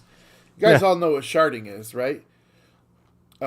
You try to fart and you accidentally shit. Snarting is when you sneeze and shit. Well, it's At the actually when same you time? sneeze and fart at the same time. A snart. Yeah, okay, that's true. I added the other because every time I've ever snarted, it actually came out of my... It was Or a shit. sneeze, like when you cough and sneeze at the same time. A sneeze? Yeah. A Or snart? sneeze- a Is there a sneak such cough. thing as a snart? Yeah. Yeah, That when you would do be all when three you at the same cough, time. Sneeze and fart at the same time? Yeah, a lot of people that had COVID did that. Cause snart shit. Yeah. Cause snark shit. Man, we have Scream. unraveled, Frank. It's We okay. have unraveled. Just tell me when you got one or two left. All right. So I can get ready to wrap her up here. Yeah, we got 1945, just 4 years after Pearl Harbor. Yeah. Hitler, on January 16th, moves to his bunker. Okay? Here, it's rumored that he unalived himself, which would have been in April of that same year. But today is the day, in 1945, Hitler moved to his bunker because he was scared that he was going to be caught. Well, And ultimately, go ahead. There's no proof that he killed himself. good riddance. Good riddance. To bad rubbish, right? Good riddance. Yeah. Do you think he killed himself? I don't really care. Or do you think the bunker collapsed on him? I hope both. I like to think that he killed himself. And then it collapsed. So yes, let's go with that. Both. 1962, shooting begins on Dr. No. Do you know what Dr. No is? No. That would have been the very first James Bond film. Oh. Dr. No. I did not know that. Yes, you are Dr. No. Now I know. Knowing's half the battle. Dr. No now knows. Different no. But now you know, and Dr. No. English language. 1966, Chicago was granted its third NBA franchise. This would be the Chicago Bulls, though. Yeah, I the think ones that one actually were moved winners. to- the other two moved to different places, but they were never called the Bulls. But this was the third one. The Bulls have been around in Chicago since 1966 on January 16th. 1966. We talked about Lauren Green, Pernell Roberts, Dan Blocker, and of course Michael Landon in the final episode. 440 episodes, Frankie. Good Of Lord. what? Bonanza. Yeah, that's bananas. Bananas. 1974, Jaws, Yeah. the novel, is published by Peter Benchley from Doubleday Publishing. Now, that's a quick turnaround. The book came out in 74. The movie was 75. And was the first blockbuster in the history of film. Good ride at Universal Studios, too. Yes. 1976, Donnie and Marie Osmond, of course. They had a variety Donnie. show that premiered on ABC. Sweet. That same day, the 16th, January, Peter Frampton What is the one thing that you know about Peter Frampton, Frankie? Amazing musician. So I really don't know that much about him, but I know that he did an album, a live album called Peter Frampton Comes Alive. That's pretty much what everyone knows him for. That's not of that generation. If you're a generation beyond that, all you've ever heard of is Frampton Comes Alive is the name of the album. That Mostly, came out yeah. on that same day in 1976, Sure. 2 years before we were born. Jeez. This is funny. Paul McCartney in 1980 was arrested in Tokyo at the Tokyo. airport for weed. Really? He was jailed for 9 days and then he was deported back to Liverpool. He had to go back to U.S. And in my research, the very next thing that I found, Frankie, this is wild, dude. 4 years later, Paul McCartney and Linda McCartney were arrested in Barbados for weed. Motherfucker doesn't learn, does he? Well, I mean, you're Paul McCartney. Do whatever the hell you want. I mean, break international law. I would. If I could break the law, I would. But I fought Really? the law, and the law won. Yeah. What I law can't would you fight the- break? Well, I don't know. I'm not gonna talk. We're live, man. I know. That's why I'm asking. That's what I like, ain't doing. please say I ain't no it, say dummy. it. I was I like, ain't no say it. dummy. You got people watching that are gonna wanna come after me. All right. Just kidding. I got one left, but Okay. I was gonna save it because you Okay. know, we're looking at 8 minutes on the clock, on the shot clock. Is there anything? Actually, I'm going to ask you this. This is a question I didn't get to. I'm going to ask you the questions that I didn't get to Michael with. All right? Are you good with that? All right, go ahead. If you Shoot. became president of the Oh, United States of America, what's the first law that you would pass? It's the first law that I would What's pass. a Frankie J policy of something that you don't like right now? What would you, what law would you pass if you were president? Keep in mind you're not up for election, so you don't have to win anybody over. Well, This is like, I already won. What am I gonna do? I hate that question. I don't like that question because there's many laws. But for me, I don't know. I think you ought to save that for one of our guests because Well, I can still ask our guests, but this is not. Yeah, I'm not mean- baiting you. This is an easy question. no, I know well, it's not really. First What law I would you pass. Jeez. There's a lot. There's a lot that you can think of. But Maybe. Oh, okay. Maybe the starting age for driving from 16 to 18. really, Yeah, because I mean, obviously, I'm a good driver, and when I was 16, I was already awesome at driving. But most kids that are 16 now, it's a different era, and they just jump behind the wheel with a smartphone in their hand and cause a lot of accidents. So I would definitely raise that to 18. I know 16-year-olds out there might not like that, but you know what? I don't give a shit. yeah. I'm you're 47. I 16. got my license, and I don't need to get mine. So you gotta be 18. You gotta be 21 to buy cigarettes now. So raise it up to 18. Really? Is that true? I think so. Yep. Wow. I think I would fix healthcare for everyone. I don't think that's ever gonna be able to get fixed. It's just such a I big don't mess. look. I didn't say you had to be realistic with your, Oh, but I was trying. but to what be a accurate. negative take on that. You don't think healthcare will ever be fixed in this country? Not as long can't as I'm believe that. alive. I can't believe that. Maybe one day, if we're lucky. I would fix healthcare. That's what I would Okay. do.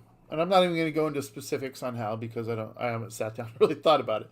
But if You I better was start president, thinking, sucker.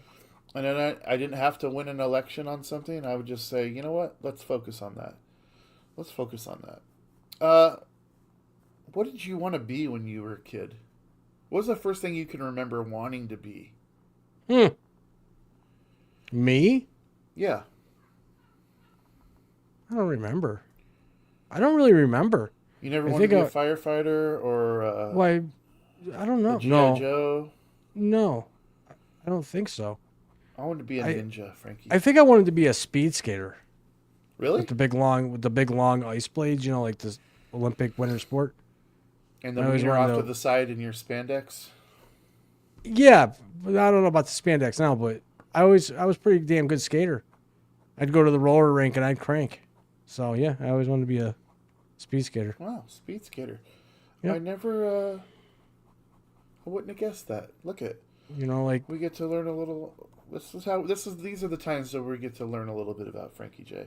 yeah. And we're up to 70 views. Frankie, do your thing with these people. Tell them what they need to do so that they can see more of this. Yeah, definitely. Well, if we're wrapping it up here. Well, no, we're not yet, but I mean, go ahead. And Okay, tell them well, what they need to do.